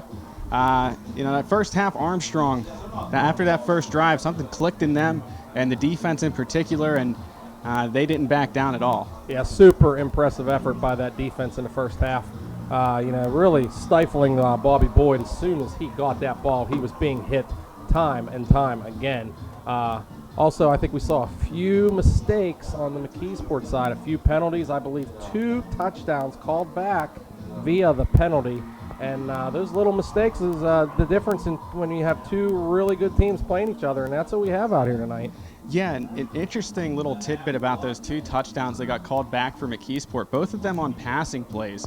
This McKeesport team, a team that's very well known for their power running attack, and both of those penalties that cost them 2 touchdowns in the first half came on passing plays. So maybe some unfamiliarity with running those plays at that certain time. Both of them in the red zone as well. Yeah, give Armstrong credit for making McKeesport have to go to the pass. And then McKeesport made those errors. Yeah, and for the most part in that first half, we were really keying on Bobby Boyd for this McKeesport team, really expecting him to, just blow up. But Armstrong did a good job of holding him in check. Now, Boyd still able to get those extra yards after contact and fight forward. Really hard-earned yards, though, in the first half for Boyd. Yeah, just limiting the big play. I think you heard me say contain, contain, contain, and that is exactly what you saw. You have to make McKeesport drive that ball down the field, and that's what happened. It's just a great first half by Armstrong. And, the Riverhawks, they can really make a statement here on this second half opening drive if they're able to march down the field and get a score. Similarly, McKeesport can make a big statement and stomp them on a 3-and-out or something of the like. Yeah. So this first drive, this first possession of the second half, crucial to really the momentum of this game. Yeah, keep in mind, Armstrong's best quarter of the season has been that second quarter, and once again, it did not disappoint, winning that second quarter. The conditioning is going to come into play here. This is the 3rd game of the season for Armstrong. I don't know if they had a penalty in the first half. I can't remember one, Doug. Yeah, very clean first half. I know that Coach Fabian has to be very happy about that. He always preaches eliminate SIWs, as he calls them, self-inflicted wounds. And Armstrong doing a great job of that in the first half. If they continue to do that into the second half, I think they'll be in good shape. Yeah. The first drive of that second half, can Armstrong set the tone and get a double-digit lead? That's what they're looking for. McKeesport, watch the trickery, watch the short kick here. Good special teams by Armstrong. Field position has been all Armstrong. How many drives is McKeesport having to start inside their own 20 and go the whole length of the field? It's pretty tough to score touchdowns when that's the case. Yeah, both of these offenses explosive in different ways. In the pregame show, we mentioned that Armstrong comes into this game averaging 48.5 points. Now, I think most people knew that they probably weren't going to reach that 48-point threshold here. But as we talked about before, this is really the first big test for this Riverhawks team this season. Last week, McKeesport was tested against Woodland Hills and came out on top 7-6, but this is really the first big test for Armstrong, and they've passed up to this point. And the kickoff is away. Oh, he's got Segola has a crease on the outside, beating men with speed there down inside the Tigers 40, tackled down around the 37 on the second half opening kickoff, brought to you by the Belmont Complex. Check out the Belmont Complex online for Learn to Skate, and of course the Little Pens registration extended to the 17th. Kids 5 to 9, a great way to learn the game of hockey. Yeah, McKeesport, angling that kick over to Connor Segola, and it just opened up for him, and he went up that sideline. And once again, Armstrong winning the field position battle, starting in McKeesport territory. What an opportunity. Yeah, an absolutely great kickoff return there by Connor Segola, and that sets the tone for this opening drive here in the second half for Armstrong. Olsen in the gun, gets the ball, drops back to pass, steps up in the pocket, has a lane. He's going to pass the first down marker, go inside the 30, right around to the 29, it looked like to me, but they're going to mark him outside the 30 at the 31. But either way, that's a first down, and Caden showing off the athleticism in this one, a couple of big-time runs for first downs. Once again, Caden looking over to his left, and there is nobody over there. He just takes off and scampers with those long legs and gets that first down. Ball now spotted at the McKeesport 31-yard line. Olsen in the gun once again, trips to the bottom of your screen. Fake pass, quarterback draw. He takes it right up the gut, falls forward for a nice gain on first down there. That'll set him up with second down and very manageable. This might be a little adjustment that Armstrong's made. They may elect to attack McKeesport via the quarterback run. So far, the first two plays of this second half have been just that, quarterback runs, whether they're designed or not. That one definitely a designed run for Caden. The first one there, kind of a little scramble action, as I believe a McKeesport player is a little slow to get up down there. Well, and this is what Caden does. He extends the play. He looks at it. If those cornerbacks are in man-to-man coverage chasing the receivers and they have their back to Caden, Caden's going to tuck that ball and take off. Yeah, those long strides of a 6'4" quarterback. Caden Olsen just showing he can not only get it done through the air, but on the ground too. That's just the maturity of Caden. He's comfortable in the offense. He knows what works. He knows how to make an adjustment from the first half to the second half, figure out what that defense is doing. And Armstrong looking good here to start the second half. They'll have the ball now, second down and 5 after the 5-yard run from Caden Olsen on the quarterback draw. You'll have trips wide receivers to the bottom of your screen. That's Shuttleworth, Segola, and Valasek lined up at the bottom of the screen there for you. Olsen faking the handoff, another designed run. He's going to cut it up on the far side of the field. He's going to go inside the 10. Great block there by Isaiah Brown, but eventually forced out of bounds inside the 10. And don't look now, we're once again in the Ryan Bowser State Farm red zone. Just a great play by Caden. It all opened up again. I think we'll definitely see the adjustment that was made by Armstrong. They noticed something, and it is working to perfection. Absolutely. Couldn't have said it any better myself there, Doug. That sets us up with a 1st and goal from the 9-yard line. Olsen gives the handoff up the middle to Retzer. He falls forward for a gain of a couple there on the play. That'll set him up right around the 5-yard line, if not the Yep, the 5-yard line is where they'll spot it. Yeah, needed 9, got halfway to the end zone. 2nd and 5, good shape here. Olsen once again in the gun, looking over to the sideline for a possible audible on the play.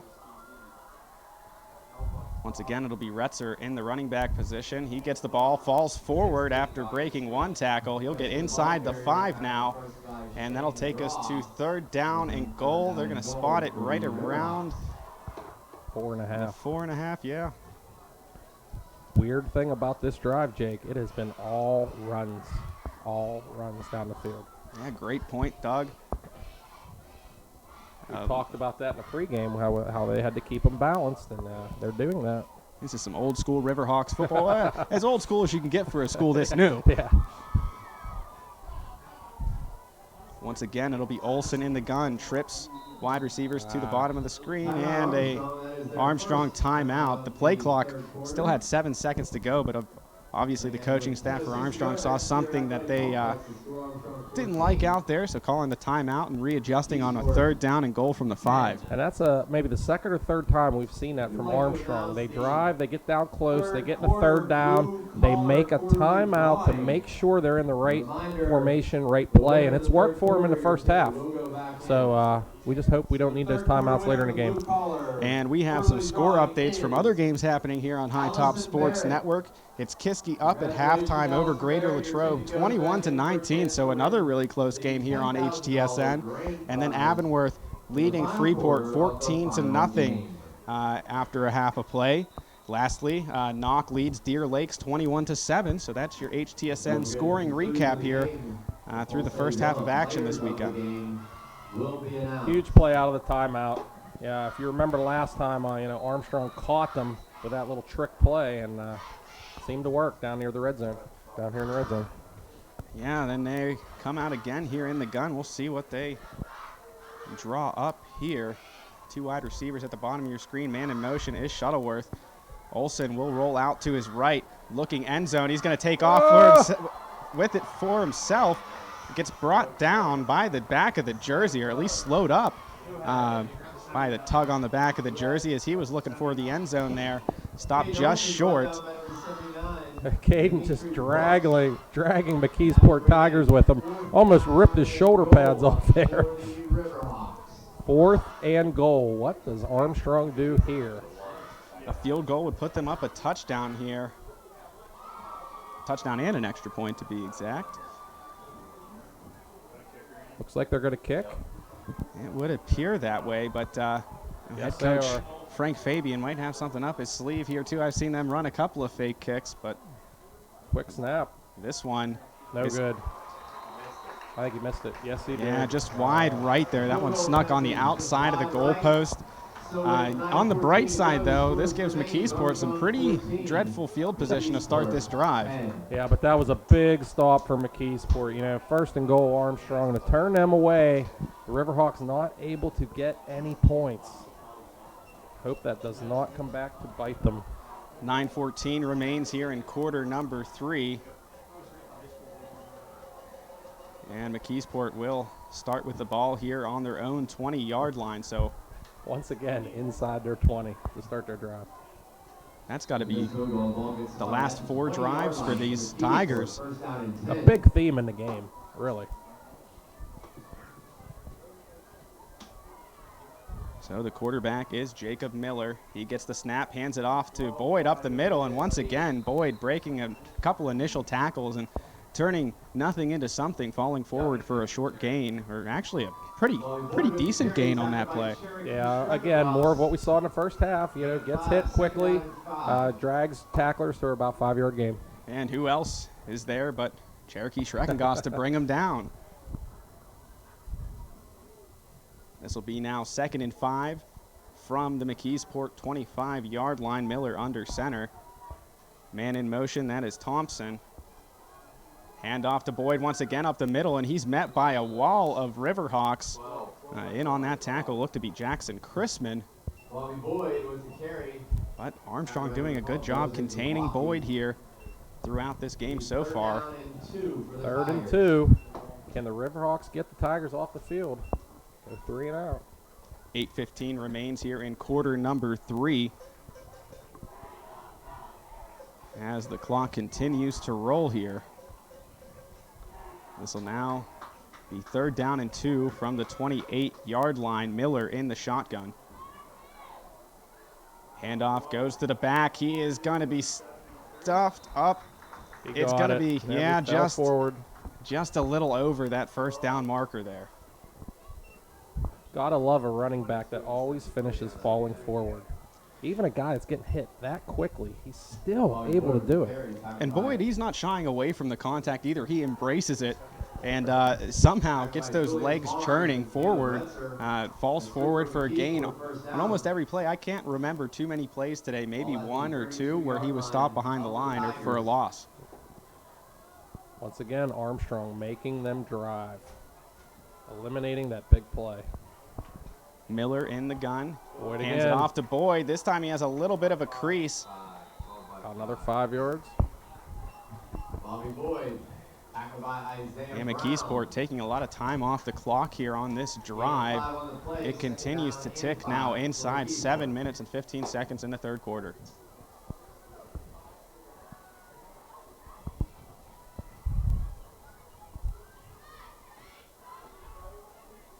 Couple of new players coming on here for McKeesport. Boyd going off the field. Interesting. See if McKeesport might be up to something here with some type of pass play. Yeah, Keyshawn Humphreys, the lead back, now in there for the Tigers. Handoff goes to him, and he will have a nice lane. He's going to take it inside the 40, dragging tacklers with him before eventually being brought down right around the 33, 32-yard line. Well, they sent Boyd off the field, and McKeesport crossed everyone up there, including myself. I thought it might be a possible pass play, but no. Inside draw there, and a lot of running room for McKeesport. Their best play in a long time. Yeah, they've been kind of nickel and dime in this Riverhawks defense, but they're finally able to get the explosive play on the ground. That'll be now 1st down and 10 from the Armstrong 33. Ball fumbled on the ground after the mishandled snap there. But able to fall on top of it is McKeesport's quarterback, Jacob Miller. How fitting that McKeesport gets one of their best plays in the 2nd half, and the very next play, they fumble it backwards. Yeah, and those are kind of the mistakes that McKeesport has been making that Armstrong, up to this point, hasn't, not a lot of self-inflicted wounds, as Coach Fabian would call them, but there's another example of that, as now they're backed up to a 2nd down and 17 from the Armstrong 40-yard line. Inside 6 minutes now in the 3rd quarter, 5:37 left to go here. Fast-moving 3rd quarter.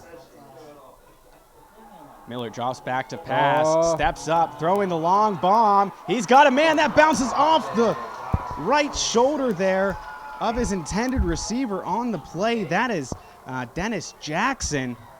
But I have been pretty impressed, Doug, tonight with the arm of Jacob Miller. I mean, Jacob Miller put that ball right where it needed to be. It literally hit his receiver right in the shoulder pad. He could not haul it in. Just a huge play. 3rd and 16 now for McKeesport. What do you dial up here? Yeah, I don't know. I think you got to be thinking pass here on 3rd and 16. Ball on the Armstrong 40. Got to be thinking pass if you're McKeesport. And indeed, it will be a pass. He chucks another one up. Way overthrown. That one was about 5 to 7 yards ahead of the intended wide receiver. He had a pair of guys there. One of them looked like they had some space. I believe it was the slot receiver there on the far side. Looked like he had some space, but just overthrown everybody out through the coverage on that play. And that'll bring us to 4th down and 16 and a punting situation here for the Tigers. Both teams unable to get points off their drives, which look promising, both of them. And kind of shuffling there a little bit. And Shuttleworth thought about taking that one for a second, but wisely backs off and lets that bounce into the end zone for a touchback. Yeah, nice decision there by Noah. Nothing good can happen there if you catch that ball. So that'll set up the Riverhawks on offense with a 1st and 10 from their own 20-yard line. But another great defensive stand there by Armstrong. We saw that long run there. Trying to remember who it was. It was Keyshawn Humphreys. Thank you, Colt, for pointing that out to me. Keyshawn Humphreys with the long run. But after that run, Armstrong really did a great job defensively. I mean, McKeesport had that fumble off the snap, which certainly helped the defense for Armstrong out, but able to stop them once again and force a punt as Caden Olson fakes the handoff, drops back to throw. The screen pass batted in the air. Great awareness that time from Tyree Demiri on the play.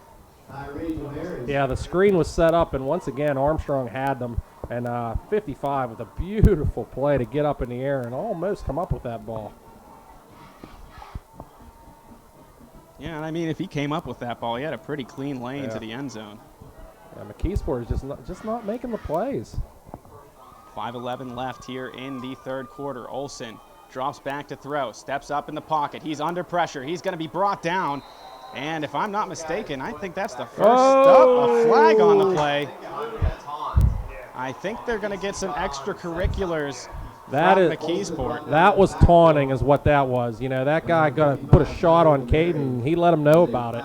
You cannot do that in high school football. I mean, Caden's got to have one of the biggest targets on his back in all of the WPIAL, being the leading passer last year and still holding on to that crown through 2 games this year. I think everybody's going to be pumped up to get a chance at Caden, but you got to keep those emotions in check, Doug. That time, McKeesport with just a bad mistake there. Once again, McKeesport with an untimely penalty to kickstart this Riverhawk offense. Armstrong could really put some pressure on them if they can get a touchdown and get a double-digit lead. When you're a running team, tough to come back. Yeah, Devin Long out there for McKeesport kind of talking to his guys out there saying, calm down, take it easy. We're in this game. We can't be making these mistakes. Officials forgot to pick up their flag there, Jake.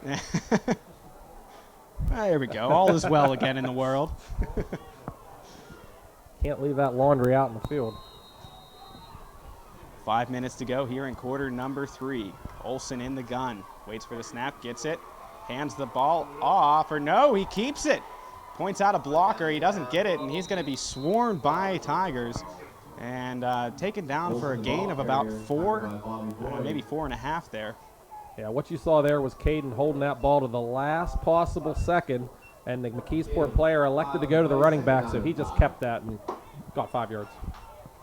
Yeah, 2nd and 5 for the Riverhawks offense. Trip receivers in the bottom, at the bottom of your screen, bunched together. It's Balasek, Segola, and I believe Shuttleworth is in there as well. Isaiah Brown, the lone wide receiver at the top of your screen. Fake handoff by Olson. Pump fake. He's going to let it go. Got him. He's got Brown wide open and off the hands. Oh, you don't get plays like that every day. Wow. Caden Olson putting the ball right on the money. Isaiah had steps on the guy. Just could not haul it in. Who's going to make the big play in this game, Jake? That looked like one of those passes that you're surprised you're that open. Yeah. But a big missed opportunity there for the Armstrong offense there, as that looked to be 6 points. Olson once again back to pass after faking the handoff to Retzer. He slides around the pocket, throws it to Brown, but that time coming up short. I don't think Olson got his feet underneath of him on that throw. Just leaves Brown a little short. And just as Armstrong dodges a bullet, Jake, McKeesport dodges a bullet. I feel like I'm watching The Matrix out here. What a game. 4 minutes left in the 3rd quarter. Armstrong punting back to McKeesport. Oh, man. What a game. You know, we thought this game was going to be a barn burner, and it certainly has lived up to those expectations here tonight. 4 minutes to go in the 3rd quarter. A nice punt. That's going to bounce straight up, take a bit of a Riverhawks roll there. And that'll set up the Tigers offense with a 1st and 10 from about their own 27-yard line. Once again, Armstrong, that field position battle, bottle up McKeesport time and time again. Ball placed at the 26-yard line of It's a great day for football in the Sprinkles Neighborhood Market. Game night on HTSN. Make sure you check out Oktoberfest in Saxonburg this weekend. It's going on tomorrow. Go down, get your tickets. Visit sprinklesoktoberfest.com for more details. Bill's Chiropractic Center, Walker Motor Company, LLC, and our bronze sponsors. Hashtag Save on Meat. Sprinkles Market. You know, at this point in the game, both teams are going to, you know, the loser of this game is going to say, we had our opportunities, Jake. Absolutely. Both of these teams. And fake handoff there. Miller's going to keep it, and he has it a corner. He's going to take it past the 40. He called it. It's a hold. So Shuttlesworth knocking Miller out of bounds, but this play, as you said, is going to be going back. And that's kind of been the story for McKeesport tonight. You know, they get a big play, but a lot of those have been called back on penalties. Well, that was very obvious to everyone sitting in the stands there. You know, the cornerback just was trying to get away from the guy, and he was just grabbed a whole handful of shirt there, Jake. Yeah, it looked like Segola was held on that play, if I saw that correctly, but either way, that's going to be another big play erased.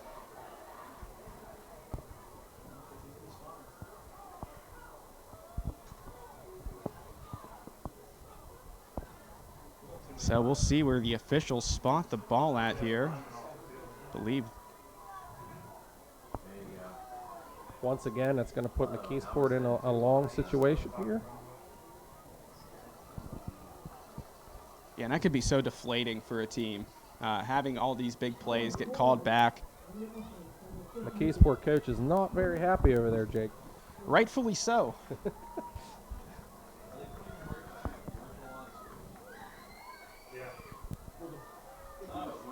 And, well, did they decline the penalty?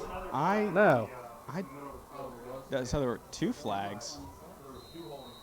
Not quite sure what happened there. Well, it looks like the ball is going to be back at the original line of scrimmage here. And now we have another flag. Yeah, I think this is going to be a sideline penalty here as the official points directly at McKeesport's head coach, much to the delight of the home crowd here.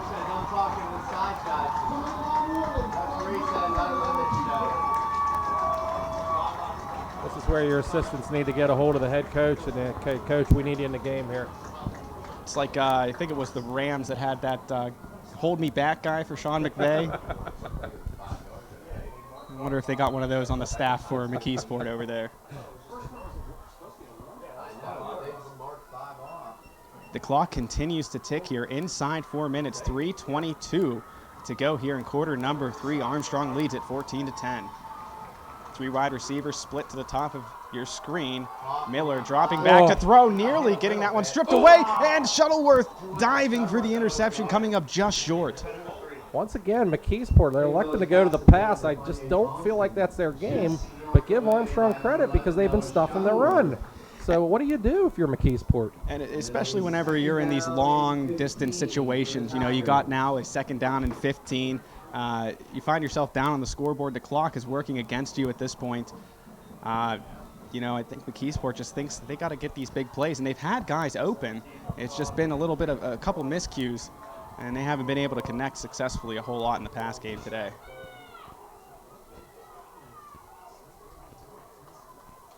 Miller gets the ball, drops back to throw, steps up in the pocket. He's swarmed, and he gets taken down on the play there by Dylan Gagini. Armstrong's interior line continuing to win that battle in that line of scrimmage. You know, Jacob Miller, he doesn't have any time to throw the ball. He's running for his life back there. Just a great job by the Armstrong defense. It's 3rd and about, 20 now, Jake? yeah, in particular, this defensive line has just been ripping McKeesport apart for the most part. And, you know, even whenever they do let a hole loose, the play more often than not has been getting called back for the Tigers today. So I believe we have a timeout down on the field. Or we have an injured player, or what do we have here? Yeah, Colt, our cameraman extraordinaire, pointing at the other side of the field there, far sideline onto 40, a player down. So we hope that he can get up and walk off under his own power. But while I have a second, I want to thank UFP Parker. UFP Parker LLC is a manufacturer of wood products key to everyday life. Their products are wide-ranging, including treated lumber, trusses and building components, concrete forming materials, and industrial packaging. They need people like you to keep growing.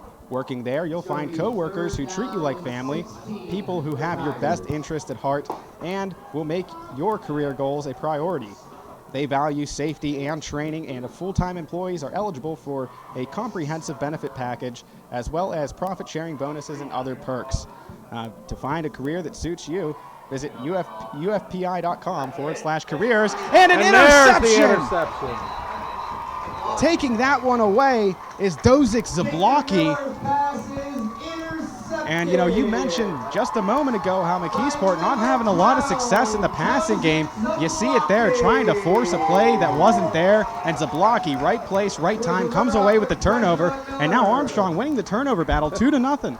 And also winning the field position battle. You know, you had to, you could feel it coming, Jake. You know, the Armstrong defense just taking control of this game. If the offense can punch one more into the end zone, that might be enough. You know, you have a running team like McKeesport now trying to throw the ball, haven't had the success on the ground. They don't like to stay patient, and it's biting them. Yeah, well said, Doug. And that sets up Armstrong's offense with a 1st and 10 from the McKeesport 32-yard line. Handoff goes inside to Retzer. Retzer still on his feet before being drugged back by a slew of McKeesport tacklers. Maybe a gain of a yard, and another McKeesport player down. Yeah, it's believe that's back-to-back plays almost. I believe there was a play in between, but nearly back-to-back plays with a player going down for the Tigers. And you never want to see that down on the field. You know, you want to see both of these teams full strength, just going blow for blow. So we hope that he's able to get up here under his own power and make his way back in the game at some point. This gives Armstrong a chance to regroup here, get themselves in the right play, right formation, get exactly what they're looking for here on this next play. And I'd like to thank the Franklin Village Shop and Save. Fall is upon us, so let the fine folks at Franklin Village Shop and Save and Fuel Center take care of you and yours this holiday season and grab all your holiday essential items right there at the Franklin Village Shop and Save. They'll make it easy for you. You want some turkey, you want some stuffing, Thanksgiving, right around the corner, everybody. And of course, you can always save on gas with fuel perks, so come on into the Franklin Village Shop and Save and Fuel Center today or tomorrow or whenever you feel like it, really. They're always welcoming you. I'd also like to take the time to thank our halftime sponsor today, Olson Chiropractic. When the aches and pains of everyday life have you stuck on the sidelines, make sure to visit the caring professionals at Olson Chiropractic at 159 Butler Road, Suite 2A in West Katanning. Dr. Ryan Olson and his experienced staff will get you back into the game in no time. Lastly here, I'd like to thank Steffi's Country Catering. With over 40 years of experience, Steffi's Country Catering provides sumptuous home-cooked food served by a friendly professional staff to make your next event worry-free. Ask about their grazing tables and 3-tier cheese ball cakes. Be sure to order some homemade cheese balls or try their fresh meat and cheese or pickle and olive plates. Sugar Rush Cupcakes by Tara are available by order, and be sure to check out their Facebook page weekly for their Sunday takeout specials. Whether it's for a Friday night football tailgate, a family event, or just a fantastic meal, Steffi's Country Catering has food the whole family will love. Make sure you mention High Top Sports Network to receive a special 10% discount when you book your next event. Steffi's Country Catering, mention High Top, get 10% off. It seems like a no-brainer for anything that you need catered, or maybe you just don't feel like cooking. They got you covered. Mention High Top. Well, while the injured player is still getting attended to, we have 2:23 left here in the third quarter. Armstrong has favorable field position here. Yeah, this was a quarter of opportunities for both teams, and the score has not changed, Jake. So Well, while we wait for this injured player to get attended to and hopefully be able to work his way back on the sideline under his own power, we're going to take a quick commercial break here. But make sure you keep it locked on to High Top Sports Network on this Sprinkles Neighborhood Market game night here on HTSN.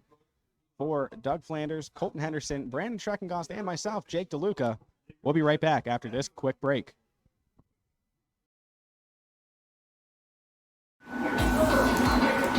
Just finishing up a 100% outside renovation project at the Catanic store. Don't miss out. Come and see us. Check out our Pennsylvania skill game room. We have the newest machines, the newest games. We have 5 machines. We're about to add a 6th machine. $10,000 jackpots on all 6 machines. Don't miss out on a chance to win. We have the lowest possible prices and the best quality of anybody in the area. We'll take it up against anybody in the area. We put our stamp of approval, hashtag Sable Meat, on every single package, and we're here to serve you every single day.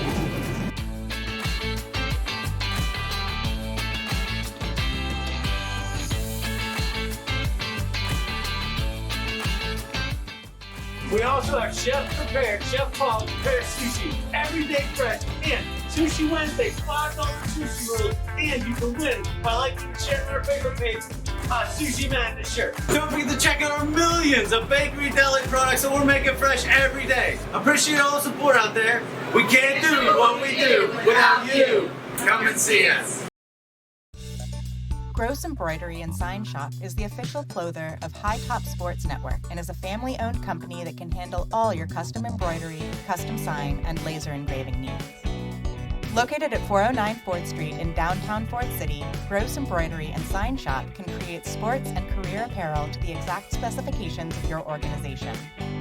Their laser engraving department can put your logo or design on glasses, tumblers, insulated cups, signs, coffee cups, and more.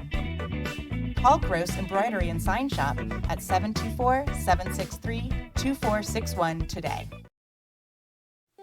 Protecting the things you love and how you do so is among the most important decisions you'll ever have to make. TGIF Solutions can provide you with the peace of mind by supplying answers to all of your insurance needs, whether it be home, auto, business, life, or farm coverage. Contact the team at the Shellhammer Atwood Agency today in West Katanning to be sure that you, your loved ones, and the things that matter most stay safe when it matters the most. TGIF Solutions, insurance for what matters. And welcome back, everyone, to High Top Sports Network. The injured player on the last play there, Shane McGraw, was able to make it off the field with some assistance, so hope to see him back in the game here. Olsen, quick pass. A little miscommunication there, I think, with him and his wide receivers. Not sure who that one was intended to, in the area of Shuttleworth, but just maybe a little overthrown there. Yeah, just didn't wait for that one to develop. You know, look the one side, try to get everybody moving that one direction, throw it back the other way. 3rd and 9. 2:05 left on the clock here in the quarter number 3. Olsen in the gun, fakes the handoff to Retzer. That's a hold. And a drop. Yeah, that pass intended for Isaiah Brown, but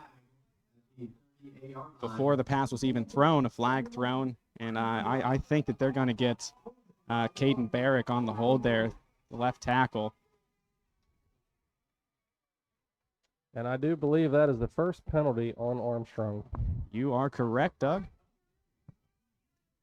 Very impressive to go this long without any sort of penalty. Almost 3 whole quarters. No false starts, no offsides.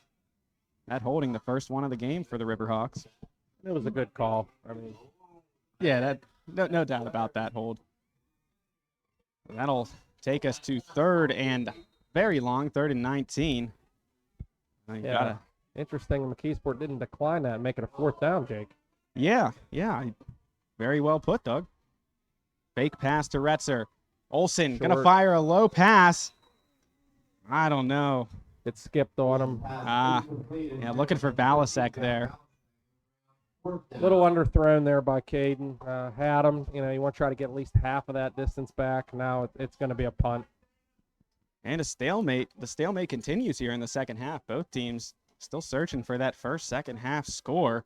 And Armstrong with a really good opportunity to pin McKeesport deep in their own territory here with a good punt from Chrisman. Yeah, it seems to be the theme. Can Armstrong pin McKeesport once again inside their 20-yard line? And something to watch for here. Olsen kind of in the middle. Yep. So Chrisman, that punt booming. It'll take a slow bounce inside the 10 before rolling out of bounds at about the 8.5-yard line. So once again, McKeesport, since the first quarter, they've been backed up deep in their own territory. This punt, no different. Once again, they will have to go about 90 yards.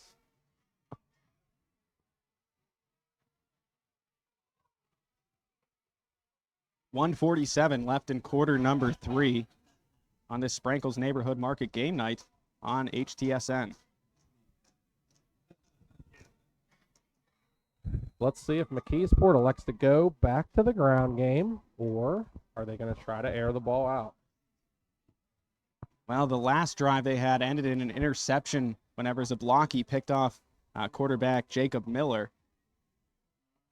Probably back to the ground now, Jake. Yeah, Boyd, the lone back, now Thompson in motion. That'll be Miller keeping it himself, and he does a flip, gets upended on the play. Short gain on the play there, but blown up by the Riverhawks. Yeah, about 5 yards. Well, whenever it's on that far sideline, you can't really tell. It's hard to differentiate a 2-yard and a 5-yard gainer.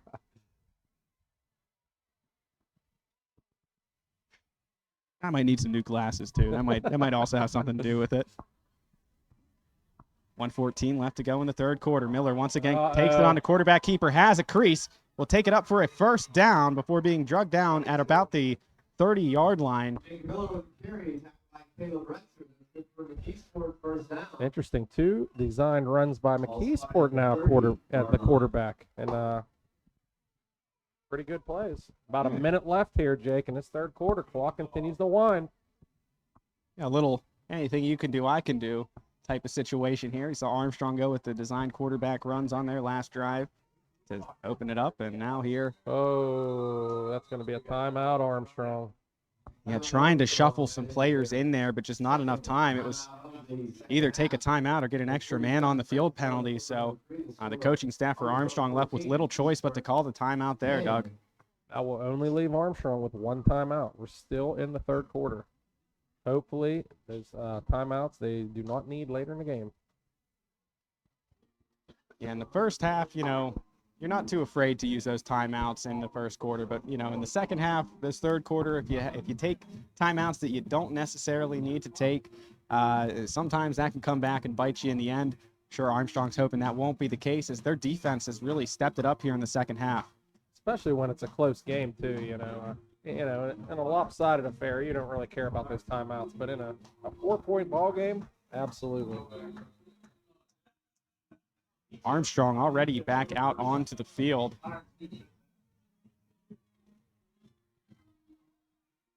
And now the Tigers come marching back as they get ready for this first down and 10 with 47 seconds left here in the third quarter. Ball on their own 30-yard line.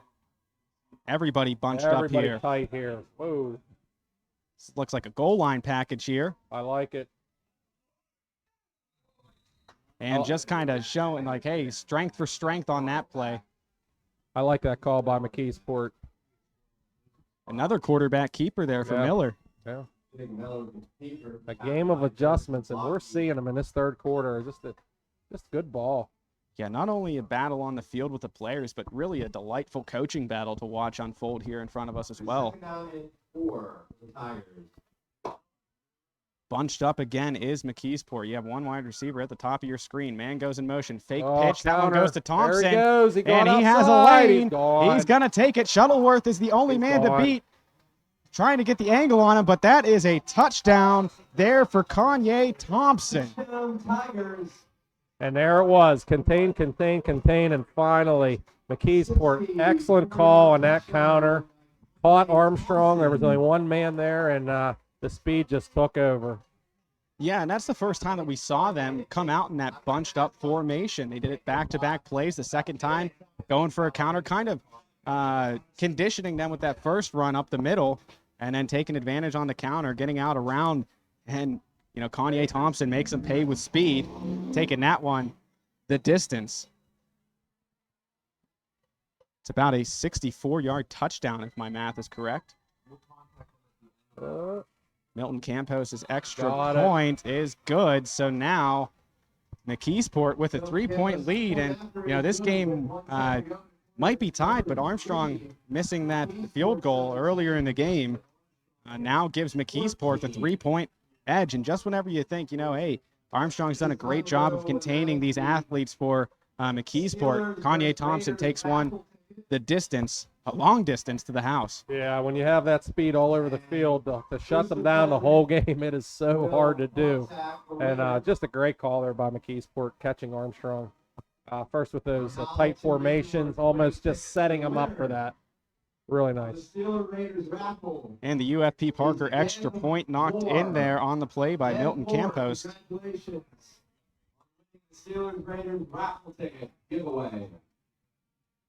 Somebody at the field here, a lucky winner of the going to the Steelers and Raiders game. That's always a good one. Steelers' first home game. Didn't quite hear who the winner was there, but congratulations nonetheless. 3 men back deep to return for Armstrong. They had a very nice return to start that third quarter. Let's see if McKeesport angles to the same side of the field or if they elect to go elsewhere.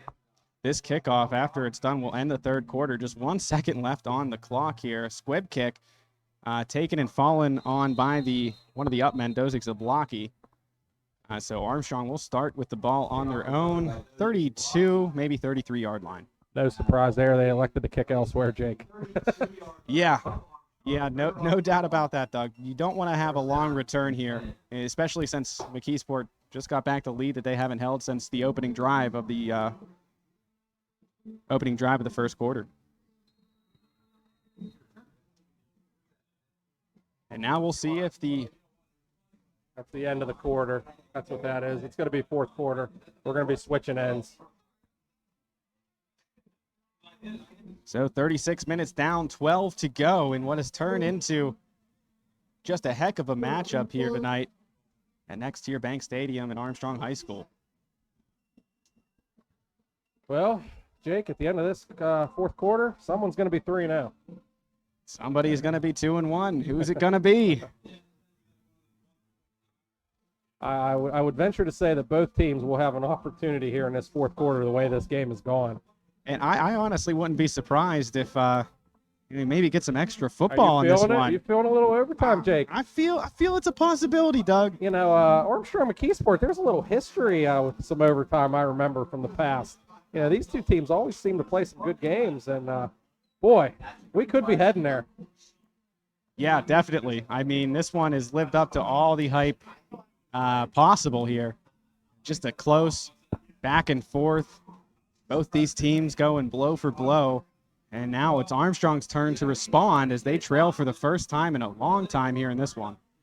Yeah, McKeesport winning that third quarter, 7-0.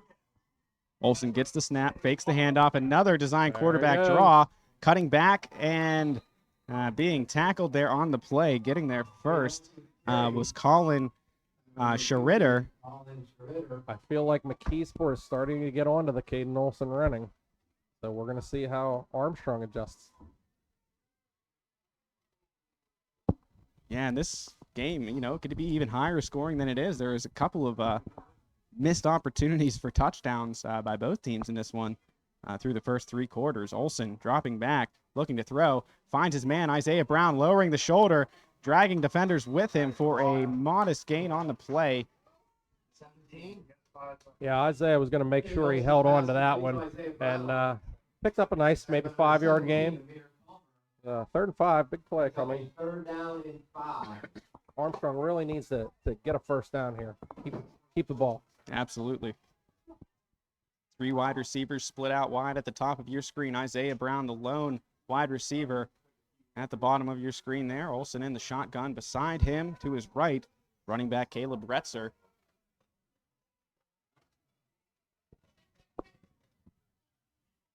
Olsen dropping back. Under pressure. He's going to take off with it once again. And he's going to be short on the play. Great job there by McKeesport on the contain. Just nothing there. You know, Caden coming to the near side of the field, just running out of real estate. We got another hobbled McKeesport player. Yeah, that's Kanye Thompson favoring one ankle. He's able to walk it off, though. I don't think he wants to go out of this game at all. We got a little dance party going on by the cheerleaders here, Jake. The Armstrong and McKeesport cheerleaders. And that's another thing that we didn't see last year. A lot of times you'll go to high school football games and the cheerleading squads will get together in the fourth quarter. Great to see that out there. Get to see both marching bands this year. 4th and 3, Armstrong to punt. Crispin's punt. End over end. Nice bounce there. It's going to be marked out at the 21, maybe. No, 25, Jake. 25. Okay, Armstrong defense. Need to make a play here if you're Armstrong. Let's see what McKeesport elects to go with. I got to feel like it's going to be all running now, Jake. Now that you have that lead, it's going to pound the rock. Yeah, the clock is your friend here if you're McKeesport. If you're Armstrong, you're hoping you get a quick 3 and out here. 9:49, still a ton of time.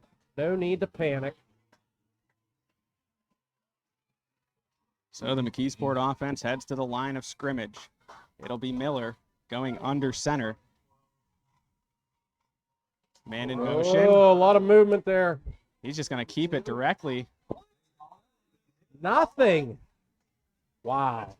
That was an awkward-looking play, to say the least, Jim. Yeah, a lot of movement up front there, Doug.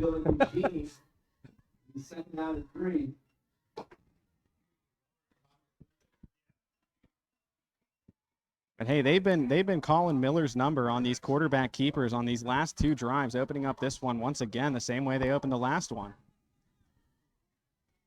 If you're Armstrong, you got to limit the big plays. You can't let another 64-yard touchdown go off here.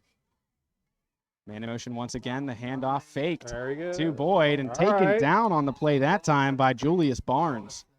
Looks like it's going to be about a 3rd and 1. Nice play by Julius. Stop that quarterback before he gets that first down. I got to feel like the next score is your winner. Whoever scores next, Jake. If McKeesport scores, the game will be out of reach, and if Armstrong scores, they'll have that lead. And the keeper, once again, he just falls forward, does Miller for the first down. And this McKeesport team just going to try to bleed as much clock out as they can with 8 minutes and 40 seconds left to go here in quarter number 4. Yeah, McKeesport, they made that adjustment. Let's just have Miller run the ball, and it seems to be working for them.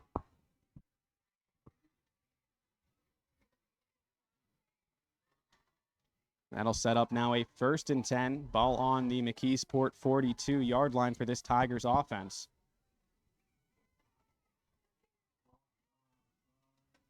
Another bunch formation here. Handoff goes to Boyd. He's able to find a small crease and get up for about 5 yards on the play.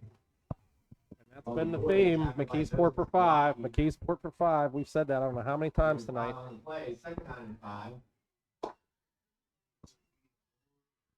Say we're starting to sound like a broken record up here, Doug. 5-yard gain after 5-yard gain. And hey, if you're the Tigers, that's exactly what you're looking for here. Yeah. Long, sustained drives to bleed the clock out. And if you're Armstrong, you need to get a big stop here. Tick, tick, tick, Jake. 7.5 minutes now to go here in the 4th as the clock continues to wind. There he comes again, straight up and the middle. Miller with a big hole. He is going to go inside the 20, inside the 10. Jacob Miller to the house for a 53-yard touchdown.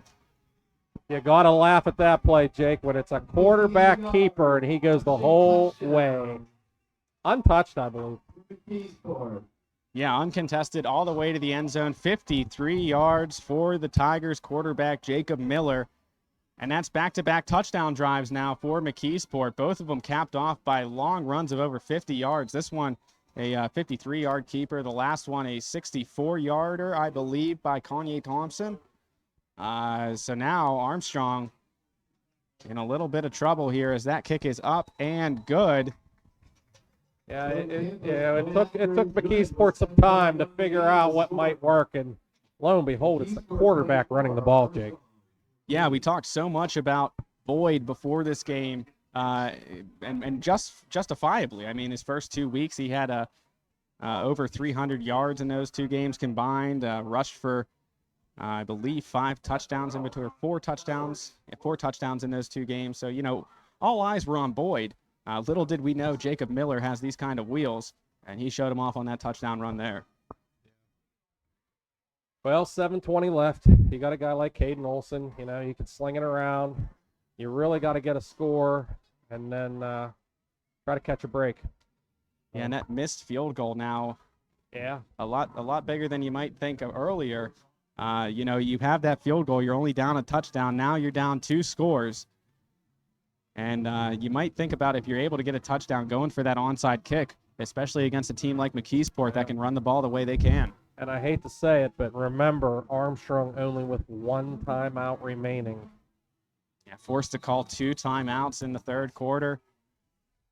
Going to make it that much tougher for the Riverhawks. It'll be Milton Campos back to kick it off here for the Tigers. Another squib kick. That one going to be taken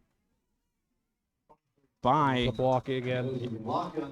This time Zablocki picking it up instead of falling on it. Gets a couple extra yards on the play there. And Armstrong is starting with some pretty decent field position here at around their own 40-yard line. Yeah, nice field position for the Riverhawks. 7:15. It's imperative that they start moving quickly. Need somebody to bust one. Someone needs to make a play for these Riverhawks. 39-yard line of Armstrong. First down and 10 Riverhawks. So they'll start at their own 39-yard line with 7:15 left in the 4th quarter. Olson in the gun. 2 wide receivers split at the top of your screen. Lone wide receiver at the bottom, Isaiah Brown. Fake handoff there to Retzer. Dropping back to throw. He has an open man. That's going to be Valasek, and Valasek gets taken out right around the McKeesport 45-yard line. Real nice play by Caden there. You saw the arm strength as he threw to the wide side of the field over the McKeesport player right into Valasek's hand. And Jack is smart enough where he was able to turn and go right out of bounds. Yeah, very smart play by the sophomore Valasek. Trips wide receiver split out to the bottom of your screen. Isaiah Brown, Segola, and I believe Shuttleworth. Fake handoff. Olson will keep it himself. He's got tons of room. Picks up a block. Gets an extra couple yards. Spinning off tacklers before being taken down right around the 34-yard line. That'll be another first down. That'll stop the clock. Will they move the chains?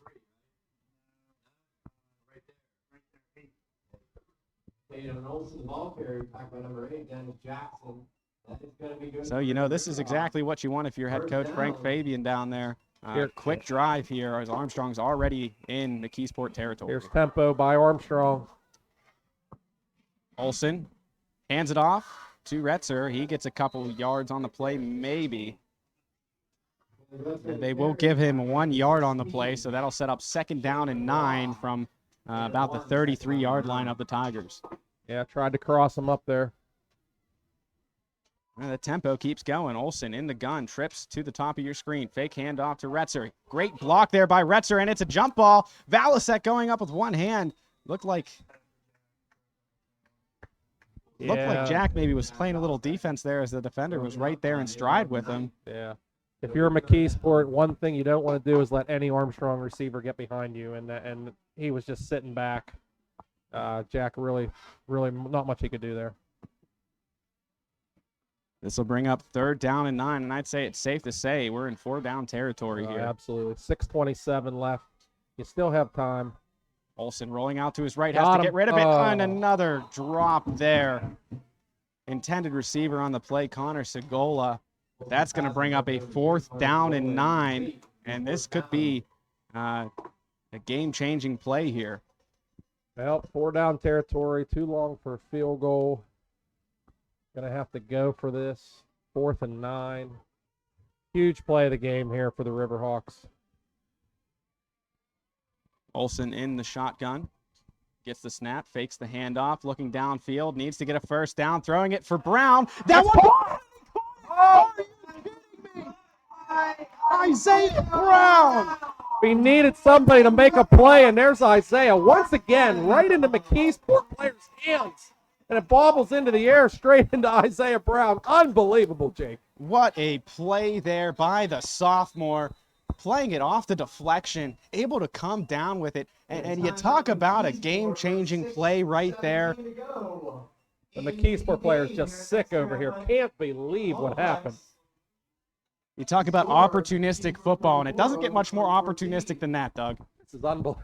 This game has been crazy, Jake. Whew, it has lived up to all the hype and then some. I mean, that right there has the potential to be the play of the game Jake, here. we can't make this stuff up. No, you can't write this. You can't write this. And this is why I love high school football so much, because it's just the love of the game and just these kids just pouring out their hearts on the football field. Neither team wanting to go down.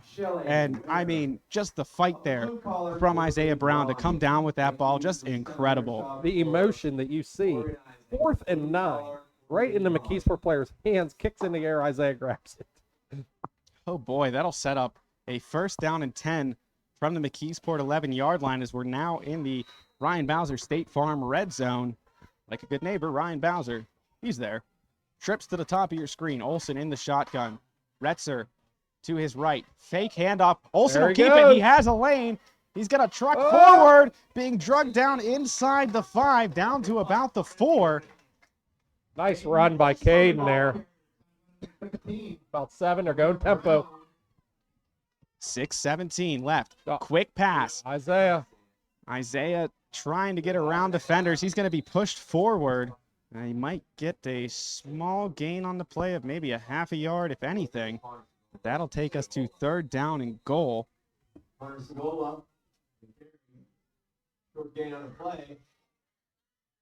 We have a stoppage. I'm not sure why, Jake. Yeah, me neither. I don't see anybody down there, Doug. And I don't see any laundry on the field, so not sure. Whoop.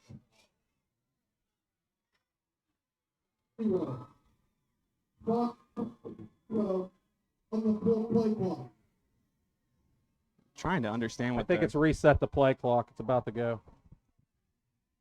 There we go. Yeah, about 2 seconds left on the play clock. They reset it to 25, and now we're back in business here. 3rd down and goal from the 5, or 3rd down and 4 from the 5-yard line. Trying to some gesturing from the official. Not quite sure what's going on here. It's a clock situation for sure.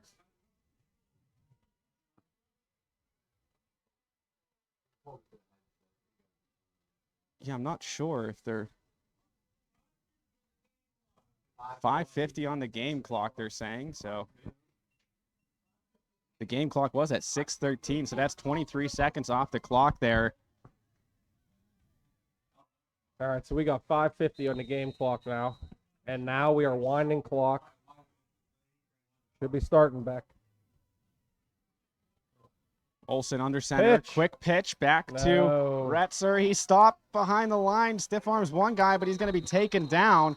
And now here's where things get interesting, Doug. Do you go for the field goal, put yourself down just a touchdown here, or do you go for the touchdown inside McKeesport's 5-yard line? I mean, this is like what, 4th and 5 maybe? Now this will be 4th and 9. They're going to kick. I think they're going to kick. Yeah, a loss of 5 on the play. Now what are they doing? I don't know. Chinese fire drill, Jake. They still have one timeout left, but that play clock continues to roll. It's down to 12 seconds. They're going to try to kick it. They got to get this kickoff quick because you have the play clock running. 5 seconds left. 4 seconds left on the play clock. 3. They get the snap off. The hold is there. The kick is up. Good. And it's the post. Are you kidding? It's the upright. Oh, man. Just a heartbreaking turn of events there for Armstrong. That one looked true.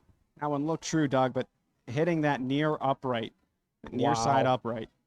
You know, that was just chaotic from the start, trying to run players on the field. You hate to use that last timeout, but just a tough situation for the Riverhawks. That'll set up McKeesport now with a 1st and 10 at their own 20-yard line, and the name of the game now is those 5-yard runs we were talking about all game long that these McKeesport Tigers have been picking up. We got a mass exodus of people leaving the stands now, Jake.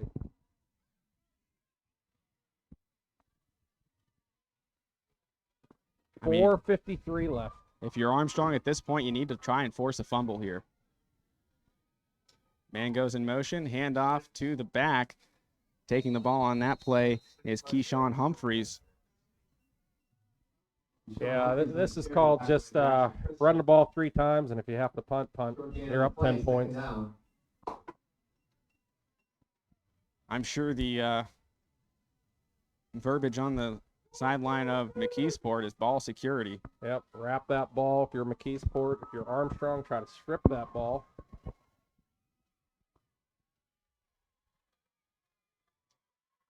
If you're Armstrong, try to stand up the runner and get another guy in there to try and rip it out. But McKeesport, I'm sure they're going to be holding on to that ball for dear life. Miller under the gun, waiting for the snap, gets it, takes it up the middle. He's met there immediately by Dozik Zablocki. Well, it seemed to work for him last time, Jake, so they figured might as well try it again. Hey, why not? Julius Barnes getting the tackle there on the play.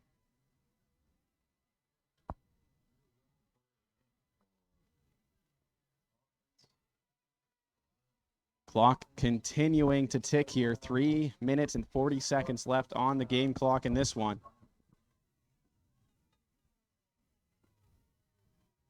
Jacob Miller once again lining up under center here for the Tigers. Play clock down inside 10 seconds. Yeah, he's waiting to snap that ball to about 1 second every time. And that 1 second is now. And timeout, McKeesport. McKeesport. 3:18 to go. 3 minutes and 18 seconds to go. You know, a defensive stand here for Armstrong, and you got to be really quick on the offensive side. But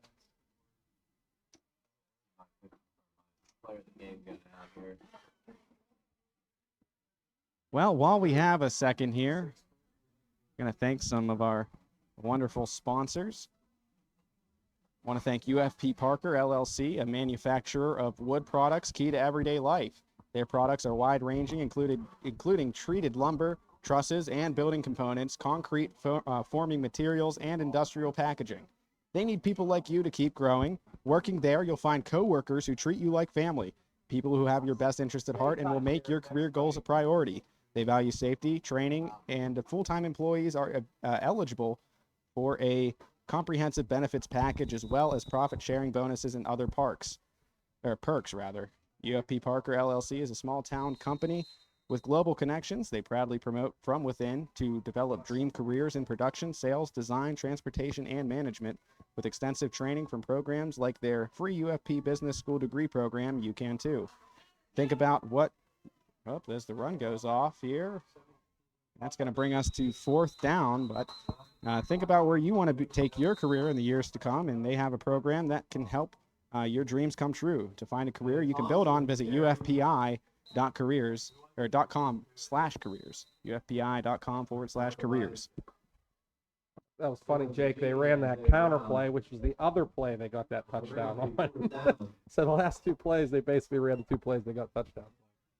Hey, if it ain't broke. By that time, Armstrong able to blow it up. And now we have a 4th and about 2. You got to think McKeesport's just going to punt the ball. I mean, why risk it? Armstrong used their last time out there, which I think was a good decision, because now you're going to need some type of onside kick if you could score if you're Armstrong. Yeah, well said, Doug. Not over yet, but the cards stacked against Armstrong at this point, down 10. Yeah, it'd feel a lot better if we were only down 7-4.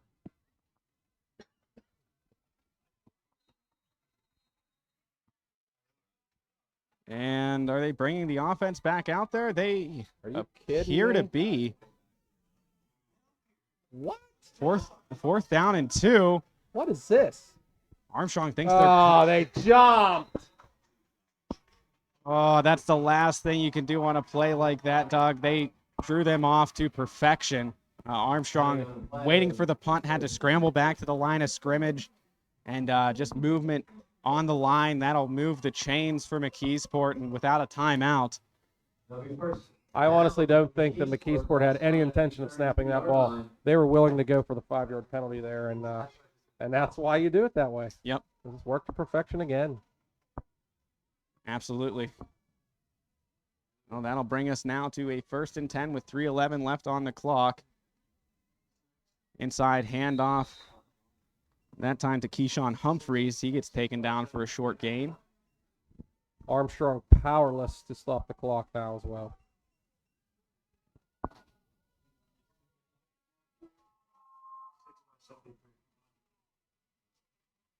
For the 6th ball carrier. Tackled by Julius Barnes. It'll be 2nd down. They'll give Julius Barnes the tackle on the play there for Armstrong, but the clock, it's just going to continue to tick here. As the play clock down to 11 seconds, game clock at 2.5 minutes. And like you said, Doug, Armstrong powerless to stop it. Miller under center. Handoff goes once again to Humphreys. And he's taken down again. Give him a gain of about 3.5 yards on the play. 3rd down and 4. Armstrong has to stop them on this play to get the ball back, or else the game is over. Miller trotting back on the field from the sideline after getting the play call from his coaching staff there. They break huddle and head back to the line.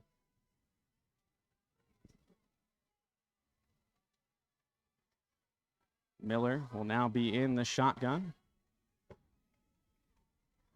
3 wide receivers. And a fumble! Almost a disastrous play for McKeesport as the ball is snapped, a fortunate bounce right back to the running back. Wow. And right there, if you're Armstrong, that's the break you needed.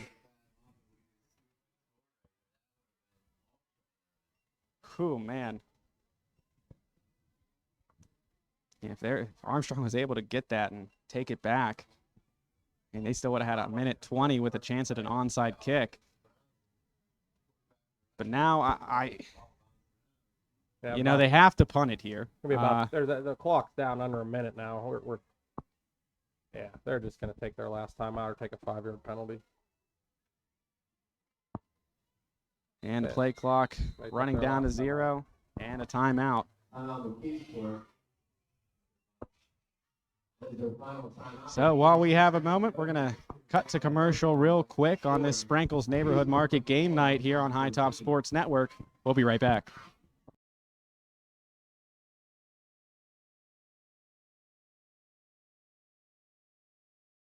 Armscare, located at 85 Glade Drive in Katanning, provides the highest quality medical equipment, supplies, and service for use in your home. After an accident, illness, or surgery, the caring professionals at Armscare can assist you in getting the appropriate medical equipment into your home where you can make the most progress on your recovery.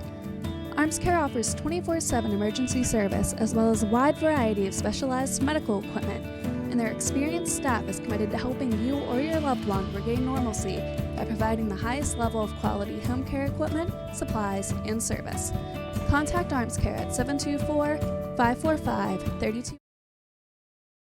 And welcome back. The punt is away, and that's going to take an Armstrong bounce, being down at about the 47-yard line. 39 seconds to go here. And at this point, Doug, it's about finishing strong if you're Armstrong. Yeah, unfortunately, we still need 2 scores. 39 seconds left. I mean, you definitely have a quarterback that can heave that ball.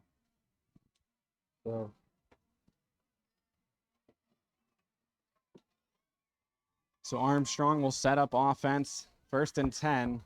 39 seconds remaining for Caden. We have no timeouts. Make sure you get out of bounds if you're a receiver.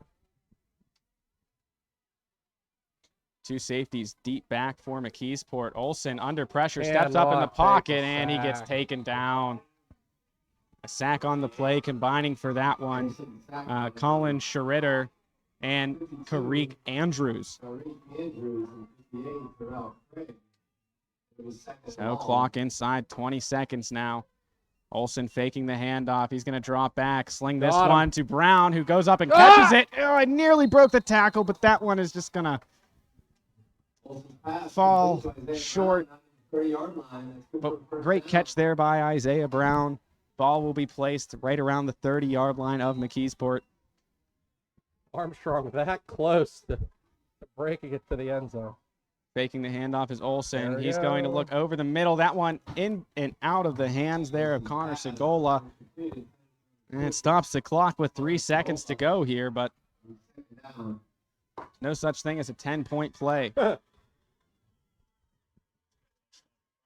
Like we used to say, Jake, let's make it look good on paper. That's right.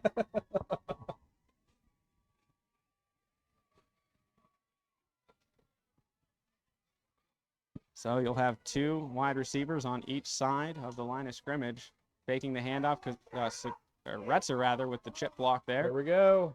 And launching it to the end zone. Jump ball for Valasek, just overthrown by a hair. And that will do it here. McKeesport coming from behind in the second half to take a 24-14 win. The Tigers holding the Armstrong offense in check for the entirety of that second half. No touchdowns scored by Armstrong in the third and fourth quarters. Yeah, Armstrong did not score in the second half. Definitely had a lot of opportunities. It was a well-played game by the Riverhawks, but just didn't do enough to make the plays. And a couple big plays by McKeesport in that second half. And we're going to take a quick break here, try to determine our play and player of the game here as we shift over to the Shellhammer Atwood & Associates TGIF Solutions postgame here on High Top Sports Network. We'll be right back.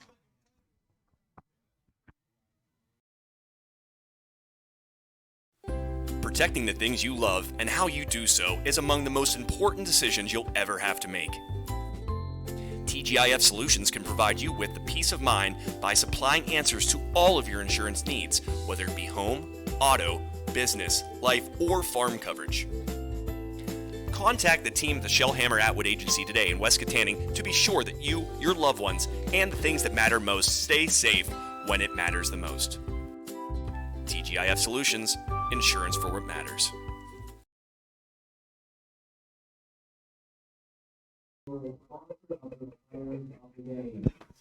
And welcome back, everyone, to High Top Sports Network. Jake DeLuca here, joined by Doug Flanders, Colton Henderson, and Brandon Schreckengast on this TGIF Solutions post-game show here on HTSN. Of course, now is the time where we give out player of the game and play of the game. First off, let's go with play of the game. And, I mean, we talked this over real quick, and there was no doubt in our minds it was the quarterback keeper by Jacob Miller. He went 50-plus yards on a touchdown. That brought us to 24-14, and that was really the key. That was the icing on the cake for McKeesport. That kind of salted the game away, broke Armstrong's back. Not too often you see a quarterback sneak of over 50 yards, but we saw it tonight. Yeah, well put there, Doug. And, I mean, the second half was just filled with quarterback keepers for both teams. Obviously, McKeesport able to break that long one. And, both their touchdowns in the second half came from those big plays that Armstrong did such a good job holding them in check with in the first half. A 60-plus yard run for Kanye Thompson, and then that quarterback keeper for Miller that went over 50 yards. Those are just two back-breaking plays there. Then two missed field goals really hurt Armstrong as well. You think if they made both of those field goals, it'd be a 20-24 game when Armstrong has the ball with a minute to go or so. It changes the feel of the game. But, they battled tough in the first half of McKeesport, making the right adjustments there in the second half to come away with the win. And, we talked about one of these teams would have to go would have to go with a 2-1 record. One would go with a 3-0 record. But the play of the game here tonight, brought to you by our friends at Arms Care. Visit Arms Care up by ACMH. Hard to miss there, 85 Glade Drive. And before we sign off here tonight, I also would be remiss if we didn't give away our Gross Embroidery Player of the Game. And, for Armstrong, guy that scored a touchdown, got an interception on the other side, and just played great all-around football. Dozik Zablocki, you are our Gross Embroidery Player of the Game. Yeah, real nice game by Dozik. I think we called his name on special teams as well. He had some kicks, a nice run back there, a nice interception. Really a emotional heart and soul of that Riverhawk defense, and did a real nice job tonight. Yeah, absolutely. Trying to see if I can't find out what's going on in our other games going on around the area. It looks like fourth quarter action at Greater Latrobe. Kiski with a 35-27 lead over the Wildcats. It looks like Freeport and Avonworth wrapped up here. Avonworth coming away winners 21-7 in that game. And then Knock at Deer Lakes. Knock looking for their first win. They went winless last year and still searching for their first win through 3 games. They came out winners 21-13. So that's your High Top Sports Network recap here for today's games. Of course, all of those games available online after the fact. You can watch them now. They're still Kiski and Greater Latrobe still going on. So you can catch the tail end of that after we wrap up here on this broadcast. But, this game lived up to all the hype. It was just McKeesport with those 2 big plays in the second half that really separated them and got them the victory. Yeah, no doubt in my mind. We watched 2 very good football teams out here in this field tonight. You got to think that both of them are going to have successful seasons in their section and be making playoff appearances. And I think that will just about do it for us here up in the booth. Next week, Armstrong will be traveling to Hampton to take on the Talbots. Kiski will be taking on Connellsville. Freeport will be at Apollo Ridge, and Knock taking on Greensburg-Salem. That's next Friday here on High Top Sports Network. Make sure you check in daily. Visit hightopsportsnetwork.com. And, just thank you all so much for listening. Thank you to all of our awesome sponsors out there that help keep the wheels rolling. And thank you all out there who click that green donate button. Really helps us out. Appreciate every donation that we get. So without further ado, we're going to sign off up here from Armstrong High School. I'm Jake DeLuca, and I've been joined with Doug Flanders, Colton Henderson, and Brandon Schreckengoss tonight. Until next time, we'll see you.